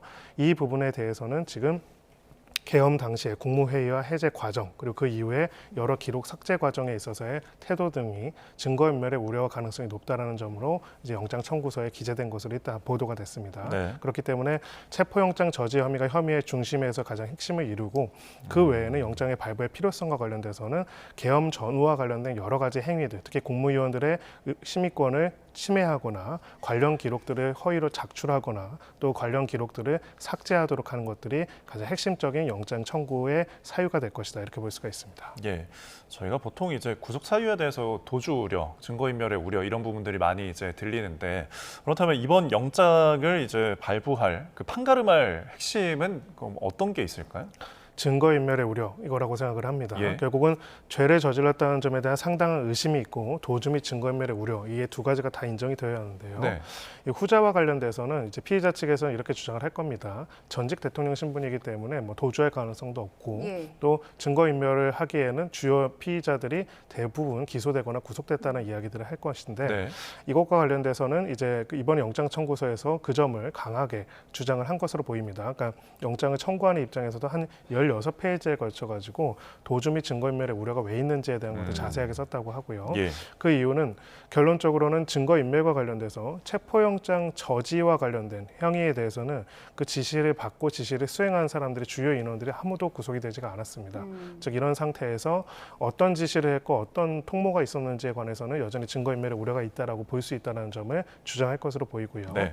이제 두 번째로는 지금 내란죄와 관련돼서도 이미 기소가 돼서 재판이 진행 중인 상황이긴 하지만 그 외에 적극적으로 법률상의 지위 혹은 정치적인 지위를 이용한 증거인멸의 시도들이 있고 특히나 서부지법 난동 사태도 언급이 됐다라고 나와 있습니다. 네. 즉 영장 발부라든지 사법부의 집행 과정에 있어가지고 기존의 현직으로서의 영향력을 행사한 것뿐만 아니라 현재 가지고 있는 정치적 영향력을 동원해가지고 관련자들의 진술을 압박하거나 하는 행위들을 반복할 수 있다는 점들을 영장 청구서에 상당하게 많이 기재한 것으로 보이고 결국 영장 발부를 심사를 담당하는 법원이 이 부분을 어떻게 판단하는지가 발부 여부를 결정할 것이다 이렇게 볼 수 있습니다. 예. 말씀하신 내용을 담은 윤석열 전 대통령의 구속영장의 세부 내용이 공개됐습니다. 네, 어떤 내용인지 리포트 먼저 보고 이야기 나눠보겠습니다.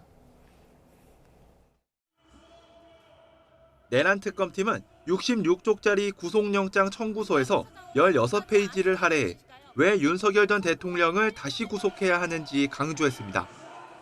먼저 윤 전 대통령이 법률 전문가이자 자칭 법치주의자임에도 누구보다 법을 경시하고 있다고 지적했습니다.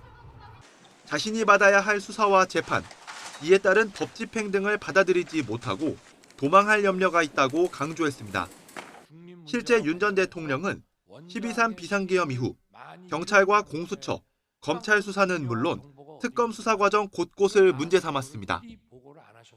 특검팀은 또 사건 관계인과 접촉해 유리한 방향으로 진술하도록 회유할 가능성이 크다고 우려했습니다.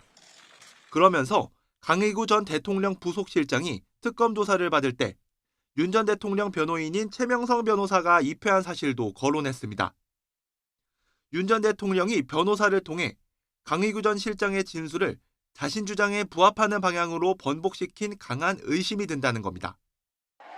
특검팀은 지지자들을 동원한 집단 범행 가능성도 구속영장에 담았습니다.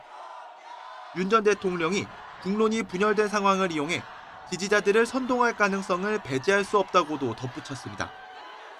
내란 특검팀은 유죄가 선고되더라도 윤 전 대통령이 판결 결과에 승복할지 불투명하다며 다시 한번 구속 필요성을 강조했습니다. 특검팀이 수사 개시 18일 만에 의혹의 정점인 윤 전 대통령에 대해 구속영장을 청구하며 승부수를 띄운 가운데 법원이 어떤 결정을 내릴지 주목됩니다. YTN 황윤태입니다. 네, 윤 전 대통령에 대한 구속영장 청구서가 66쪽이라고 하던데요. 굉장히 많은 분량인가요? 네, 혐의 사실도 일단 많기 때문에 예. 그걸 고려했을 때는 적정한 분량일 수 있지만 일반적인 형사 사건에 비해서 당연히 많다고 볼 수가 있고요. 다만 이제 뭐 내란죄 우두머리 혐의에 관련된 구속영장 청구서 같은 경우는 그보다 훨씬 더 분량이 많았다 이렇게 볼 수는 있습니다. 예, 지금 이제 강희구 전 대통령 부속실장이 이제 특검 때 조사받은 내용까지도 여기 들어 있는데 이 부분이 여기 포함된 이유는 뭔가요? 네, 결국은 이제 가장 강하게 다툴 부분은 아마 증거인멸의 우려와 관련된 부분일 겁니다. 예. 이제 현직이 아닌 전직 대통령 신분이라는 점들을 고려했을 때 실질적으로 증언과 증거에 미칠 수 있는 영향력이 제한적이다라는 점을 이야기할 가능성이 높고요. 피의자 예. 측에서는요. 이 부분과 관련돼서 이제 결국 영장 청구서에서는 그렇지 않다. 여전히 지금 김성훈 전 차장이라든지 아니면 강희구 전 실장이라든지 가장 핵심 측근이었기 때문에 구체적으로 각 과정에 있어서 어떤 지시를 받았고 어떤 행위를 했는지에 대한 것들을 명확하게 지금 피의자 윤석열 전 대통령의 의사와 진술 내용과 반대되는 방향으로 진술하기 굉장히 어려울 것이고 예. 심지어는 현재는 공동의 변호인, 즉 원래 윤석열 전 대통령의 변호를 맡고 있는 변호인들이 수사 과정에서 이 두 핵심적인 공범 피의자가 될 수 있는 사람들의 과정에 입회를 함으로써 네. 무언의 유언에 압박을 가하는 것들을 봤을 때 그리고 그 입회가 있을 때와 없을 때 진술이 달라진 점 등을 종합적으로 고려할 때는 증거인멸 행위는 지금도 계속되고 있고 증거인멸이라는 게 소위 말하는 물증뿐만 아니라 인증, 즉 사람이 진술 또한 증거거든요. 네. 그렇기 때문에 앞으로도 이것이 반복될 가능성이 있다는 점에서 신병을 확보할 필요성이 있다. 이 그러니까 점을 같은 주장한 변호인을 겁니다. 선임했던 거죠? 네, 선임을 안 한 상태에서는 입회가 안 되는 것이고요. 다만 예. 이제 이것이 김성훈 전 차장이라든지 강 전 실장의 의사에 의한 것인지 아니면은 소위 말해서 이제 과거에 보스 같은 역할을 담당을 했던 피의자 윤석열 전 대통령 측의 요구에 의한 것인지는 불명확하지만 여러 가지 정황상 지금 이렇게 변호인이 공동으로 어떻게 보면은 이 문제를 대응하고 있다는 것들은 사실상 무언의 압박이 될 수 있는 부분들이 있을 수밖에 없습니다. 예, 네. 김성훈 전 차장, 강희구 전 실장이 윤 전 대통령과 같은 변호인을 선임을 했었고 또 변호인이 입회 전과 후가 말이 달라졌다는 중요한 내용을 짚어주셨는데 특검팀이 또 다른 특이한 정황도 구속영장에 적시했다고 합니다. 네, 관련 내용 한동훈 기자의 리포트 보고 이야기 나눠보죠. 지난 1월 7일 경찰과 공수처의 2차 체포영장 집행을 앞두고 윤석열 전 대통령은 당시 김성훈 경호처 차장에게 문자 메시지를 보낸 것으로 조사됐습니다. 경호처는 전현직 국군 통수권자의 안전만 생각한다는 내용으로 자신에 대한 체포 저지에 강력히 나서라는 지시로 해석됩니다. 나흘 뒤 김 전 차장과 이광우 당시 경호본부장이 참석한 관저 오찬 자리에서 윤 전 대통령이 경찰 특공대가 들어온다고 하는데 경찰은 총 쏠 실력도 없다고 강조한 것으로 특검 수사로 드러났습니다. 이어 경호관들이 총은 훨씬 잘 쏜다면서 총기를 갖고 있는 것만 보여줘도 경찰이 두려워할 것이라고 말했다는 게 특검 수사 내용입니다. 경호처의 총기 휴대순찰을 지시한 건데 실제 화면에 포착되기도 했습니다. 특검팀은 이 같은 내용을 윤 전 대통령에 대한 구속영장에 적시하며 특수공무집행방해와 직권남용 권리행사방해, 범인 도피교사 혐의를 적용했습니다. 또 계엄 관련 수사가 본격적으로 시작되던 지난해 12월 7일엔 윤 전 대통령이 김성훈 전 차장에게 3차례나 전화해 비하폰 기록에 대해 빨리 조치해야 하지 않겠느냐고 다그친 것으로 파악됐습니다. 윤 전 대통령 측은 법리적으로 범죄가 성립할 수 없다며 혐의를 모두 부인하는 가운데 계엄 전후 감춰렸던 윤 전 대통령의 행적이 하나둘 실체를 드러낼지 관심입니다. YTN 한동우입니다. 네, 결국 윤 전 대통령이 자신의 체포를 막으라고 경호처에 총기 휴대를 지시했다는 거잖아요. 그리고 경찰은 총 실력도 없다. 경호관이 총을 훨씬 더 잘 쏜다. 그러니까 그걸 과시해라. 좀 이런 지시 같은데요. 어떤 혐의를 적용할 수 있는 건가요?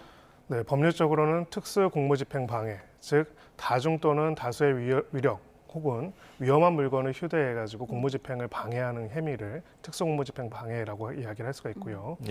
결국은 이제 체포영장이 발부된 법원의 영장을 집행하는 과정에 있어서 그 공무집행을 방해하는데 그 방해하는 것을 그냥 몸으로 저항하는 이런 정도의 수준이 아니라 당시에 자신이 가지고 있는 직권을 남용해가지고 경호처의 병력과 무력을 동원해서 이것을 막도록 했다. 심지어는 무력 충돌까지 암시하는 것을 오히려 보여달라는 구체적인 방법까지 지시를 하면서 예. 법원이 발부한 영장을 공권력이라고 할 수 있는 경호처의 권력을 동원해가지고 막고자 했다는 것을 이제 적시했다고 볼 수가 있습니다. 예. 이게 좀 지났으니까 우리가 이제 이렇게 이야기를 하지만 사실 굉장히 충격적인 일이었습니다. 네. 단 한 번도 우리나라 역사상 법원이 발부한 영장과 관련돼 가지고 어떤 공공기관의 장이 자신의 휘하에 있는 사람들을 지시해서 그 영장을 무력으로 이제 저지하라 혹은 무력을 암시해가지고 그것을 무력화하라라고 한 적은 적어도 예. 제가 아는 한도는 없었거든요. 예. 그런 점에 있어서 굉장히 사법부의 영장에 대한 실효성을 상당히 떨어뜨리고 또 경찰력 자체를 우습게 만드는 그런 일들이 벌어졌던 게 과거에 있었던 일인데, 자 그러면 이것을 누가 지시해서 누구의 책임으로 했던 것이냐라고 했을 때 결국은 당시에 피의자 윤석열 전 대통령의 지시에 따라서 이것이 이루어졌고 심지어는 구체적인 방법까지도 이렇게 지시를 했다는 점이 구체적인 진술로 나왔다 이렇게 볼 수가 있습니다. 네, 이렇게 구체적인 진술이 나와도 근데 윤 전 대통령이 계속 부인하고 나는 그런 말을 한 적이 없다라고 하면 이거 어떻게 입증을 해야 될까요? 네, 결국은 이제 그런 말을 들은 사람들을 예. 바탕으로 해서 입증을 할 수밖에 없겠죠. 그런 점에 있어서는 지금 각 경호처 경호처장, 전 차장 같은 경우에 진술한 내용들이 핵심이 될 것으로 보입니다. 그리고 그 내용들이 각 간부들한테 전파된 내용들이 핵심이 될 것이고요. 결국은 당시에 그 영장에 대해서 그것은 불법 영장이니까 나는 따를 의무가 없다라고 이야기했던 거는 당시 피의자 윤석열 전 대통령이 계속 이야기했던 것이고요. 당시 경호처가 경호처의 무력으로서 이렇게 나선 것이 지시와 상관없는 자발적인 행위였는지 아니면 지시와 관련 있는 것인지가 쟁점이었는데, 사실은 지시와 상관없이 경찰의 어떤 집행에 방해한다는 것은 사실 상상할 수가 없는 일입니다. 그런 점에 있어가지고는 당시에 구체적으로 모두가 정황적으로는 알고 있었지만은 그것을 뒷받침할 수 있는 진술이 핵심적인 증거가 될 것으로 보이고요. 결국 진술이 상반되게 된다면은 여러 가지 정황들을 봤을 때 어느 진술이 신빙성이 있는가를 보게 되는 것인데, 그러면 경호처가 법원이 발부한 영장과 국가 권력에 맞서가지고 자신이 자체적으로 이런 행동을 벌인 것이다. 이렇게 보는 것이 오히려 굉장히 이상하다밖에 볼 수가 없겠죠. 네, 김성훈 전 경호처 차장은 사실 윤 전 대통령이 구속됐을 때도 서울구치소에서 경호를 수행을 했었고 파면된 뒤에도 호위무사를 자처했던 인물 아니겠습니까? 그런데 윤 전 대통령이 김성훈 전 차장에게 비화폰 기록 삭제를 세 차례 지시했다, 이런 진술도 나온 것 같아요. 네, 그렇습니다. 결국은 만약에 지시도 받지 않았는데 본인이 비화폰 기록을 삭제하고자 했고 지시도 받지 않았는데 경호관들의 무력을 동원해서 이제 법원이 발부한 영장에 경찰의 집행을 방해하려고 했다. 그렇게 한다면 사실상 거의 군사반란에 준하는 행위를 한 사람이 되는 것입니다. 그렇기 때문에 지금 이제 와서는 결국 수사 과정에서 누구의 지시에 의해서 했는지를 사실대로 밝히지 않는다면은 본인이 모든 책임을 지게 되는 텐데, 일개 경호처 차장이 사실 이런 것들을 벌일 수 있다고 보기도 어렵고요. 그리고 또 실제로 실무진 사이에서 이런 비화폰 기록 삭제 등에 관해서는 저항도 있었다는 얘기도 있습니다. 그렇기 때문에 이제라도 이제 구체적으로는 자신이 누구의 지시에 따라서 했는지에 대한 것도 어느 정도 진술한 것으로 보이고, 보도에 좀 한정되는 내용이긴 하지만 영장 청구서에는 이제 윤석열 전 대통령 측 변호인으로 이제 입회, 김성훈 전 차장의 변호인처로 같이 있었던 인물이 입회했을 때와 입회하지 않았을 때의 진술의 형태가 조금씩 달랐다라는 점을 적시했다라는 내용이 보도가 되기도 했습니다. 예, 그러니까 지금 뭐 김성훈 전 차장의 뭐 그 진술들이 새롭게 보도되고 있는 내용도 있고, 그리고 지금 이 공소장이 보통은 잘 알려지지 않잖아요. 그 이제 알려지는 경우는 많았는데 지금 영장 청구서가 이렇게 공개되는 거는 좀 흔하지 않은 것 같은데, 이런 것들이 구속영장 심사를 할 때 앞으로 재판에 있어서 좀 영향은 있을까요?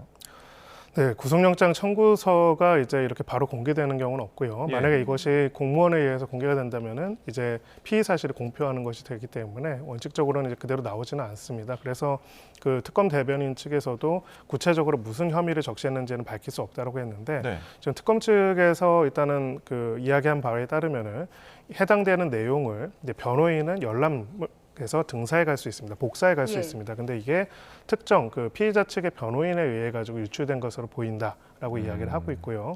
사실 이런 경우도 좀 흔치 않은 일입니다. 그렇기 때문에 일단 이렇게 될 경우에는 그런 진술을 한 사람들의 만약 개인정보까지 그것도 같이 해가지고 만약에 공개가 됐다라고 한다면 개인정보보호법 위반 등의 혐의점이 또 적용될 수 있는 문제가 있고, 또 무엇보다도 이 과정에서 향후의 공판 과정에서 각각의 당사자들의 진술이 이제 그 다음에 여러 가지 증거 동의 여부 등을 통해서 나타나야 하는 건데, 그 전에 이제 언론에 노출되게 된다면 그 점도 사실 공정한 재판을 만드는 데 있어서 만들어가는 데 있어서 지장을 일으킬 수 있는 부분이 있습니다. 윤석열 전 대통령은 모레 구속영장 실질심사가 있는데 꼭 직접 나와야 하는 건 아니죠. 직접 나올 것으로 입장을 밝히긴 했는데 어떻습니까? 네, 원칙적으로 반드시 나와야 하는 건 아니지만 기본적으로 영장 실질심사라는 게 피의자를 위해서 만들어진 제도이기 때문에 거기에 출석을 해가지고 본인의 입장을 밝힐 것으로 보이고요. 1차 때도 직접 나왔었죠. 그렇습니다. 그리고 혹시 나오지 않다고 하더라도 영장이 집행에 대비해서 그 영장이 집행됐을 때 수감되는 곳 혹은 수감되는 곳을 예정된 곳에 이제 대기하고 있어야 하는 부분이 있습니다. 그렇기 때문에 그러는 바에는 나와가지고 자신의 입장을 밝히고자 했던 것이 아닐까 이렇게 생각합니다. 알겠습니다. 내란 특검에 대해서 저희가 좀 짚어봤고요. 다른 특검도 좀 살펴보겠습니다. 김건희 특검이 지금 수사에 좀 속도를 내는 것 같은데 이 삼부토건 주가 조작을 좀 집중적으로 보면서 전현직 경영진들 관련자들을 계속 소환하고 있네요. 네, 그렇습니다. 사실 도이치모터스 주가 조작은 우리가 많이 들어왔었죠. 네. 이미 그건 수년 전부터 계속 수사가 있었고 물론 결과가 매우 뒤늦게 나왔지만은 그 부분도 특검에서 다루고 있지만 특히 이제 특검에서 새롭게 주목하고 있는 거는 삼부토건과 관련된 부분입니다. 두 가지의 주가 조작 사건이 이제 기본적으로 다른 거는 삼부토건 같은 경우에는 현직 대통령으로서 이제 윤석열 전 대통령이 있을 때 대통령의 배우자로서 상당한 영향력을 가질 수 있었던 이제 그 상황에서 주가 조작이 이루어졌고, 그렇다면 이것은 주가 조작으로서 권력형 비리에 해당될 수 있는 단순 주가 조작이 아니라 그런 혐의점이 있다라고 보고 있는 것이고요. 아마 혐의 내용 더 조사를 해봐야겠지만 특히나 이제 우크라이나 재건 사업 그리고 그 재건 사업과 관련된 삼부토건과의 역할 그리고 그 정보의 유출 정도에 따라서 이 부분에 대한 것들이 핵심적인 내용이 될 수 있다 이렇게 볼 수가 있습니다. 예, 삼부토건 살펴봤는데요. 양평고속도로 특혜 의혹과 관련해서 원희룡 전 장관과 김선교 현역 의원이 지금 출국 금지됐잖아요. 네, 그렇습니다. 이것 또한 그 양평 고속도로가 임의로 또 김건희 씨 일가랑 관련되어 있는 토지로 이제 진입로를 변경하는 부분들에 대한 의혹 제기가 있었고요. 당시에 결과적으로는 원희룡 전 장관이 이 과정을 양평 고속도로를 아예 백지화하겠다라고 선언까지 했었는데 그런 과정들의 의사결정 과정에 관여된 사람들에 대한 수사가 진행이 되면서 출국 금지 조치가 내려졌다 이렇게 볼 수가 있고, 결국은 이 과정에서 직권 남용이라든지 아니면 여러 가지 범죄 혐의점들을 조사하기 위해서 관련된 모든 사람들을 잠재적인 피의자로서 조사가 진행하고 있다 이렇게 볼 수가 있습니다. 알겠습니다. 특검들의 수사 진척 상황들 좀 짚어봤습니다. 지금까지 김성훈 변호사와 함께했습니다. 오늘 말씀 고맙습니다. 고맙습니다.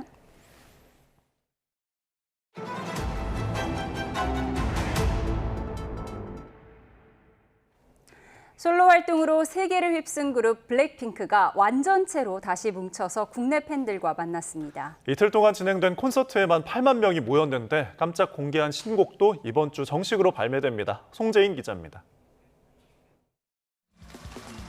핑크빛으로 물든 무대 위로 블랙핑크 멤버 4명이 모습을 드러냅니다.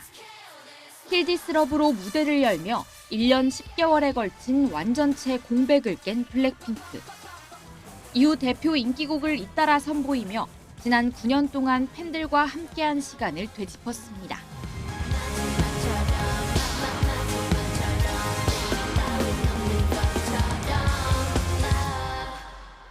이후에는 솔로 무대로 떨어져 있던 시간 저마다 이뤄낸 성장을 증명했습니다. 데니의 솔로 음반은 빌보드 선정 상반기 최고의 음반 명단에 올랐고, 떼창을 부른 로제의 아파트는 명실상부 K-팝 대표곡으로 자리매김한 상태입니다. 이제는 멤버 전원이 월드스타가 된 만큼 공연장을 찾은 8만 명 팬들의 국적도 다양했습니다. 글로벌 K-팝의 대표 주자입니다. 말도 안 돼요. 할 말 없어요. 할 말이 없어. 할 말이 없어가지고. 마음이 진짜 지금 구둥구둥. 네, 너무 신기해요. 너무 얼마나. 신기해요, 진짜. 진짜 아파트. 이후에는 미국과 유럽 등을 돌며 16개 도시에서 세계 팬들을 직접 만나는 블랙핑크.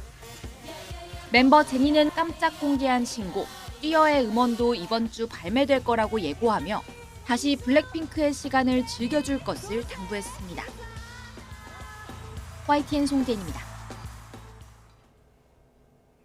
지난 주말 걸그룹 블랙핑크 콘서트에서 불거진 시야 제한석 논란과 관련해 소속사가 사과했습니다. YG 엔터테인먼트는 무대가 잘 보이지 않는 환경을 개선하기 위해 LED 스크린을 설치했지만 의도와 달리 불편을 드리게 됐다며 고개를 숙였습니다. 해당 구역에 대한 불편을 접수해 주신 분들을 위한 후속 조치를 진행하겠다면서 자세한 내용은 예매처를 통해 안내하겠다고 공지했습니다. 사우나에 들어온 것 같은 무더운 날씨가 이어지고 있습니다. 이번 주는 동풍까지 불어들면서 태백산맥의 서쪽을 중심으로 폭염이 강화되겠습니다. 오늘 서울 등 서쪽 지방에도 폭염 경보가 내려졌는데요. 내일 낮에는 서울 기온이 36도까지 치솟으면서 올여름 들어 가장 더울 것으로 보입니다. 그 밖의 지역도 대전이 36도, 광주 35도까지 오르겠습니다. 반면 동풍이 부는 동해안 지역은 강릉이 30도에 그치는 등 오늘보다 4에서 5도가량 기온이 낮아지겠습니다. 서쪽 지역은 밤더위도 심해지겠습니다. 오늘 밤사이 서울 기온이 27도 이상을 유지하겠고 체감 온도는 29도 가까이 오르겠습니다. 기온이 크게 오르는 만큼 대기는 불안정하겠습니다. 내일 오후부터 밤사이 대부분 지역에 5에서 40mm의 소나기가 오겠는데요. 벼락과 돌풍을 동반해서 요란할 수 있겠습니다. 이러한 서쪽 지역의 고온 현상은 주 후반까지 이어질 것으로 보입니다. 날씨였습니다. 월요일 뉴스온 마치겠습니다. 함께해 주신 여러분 고맙습니다.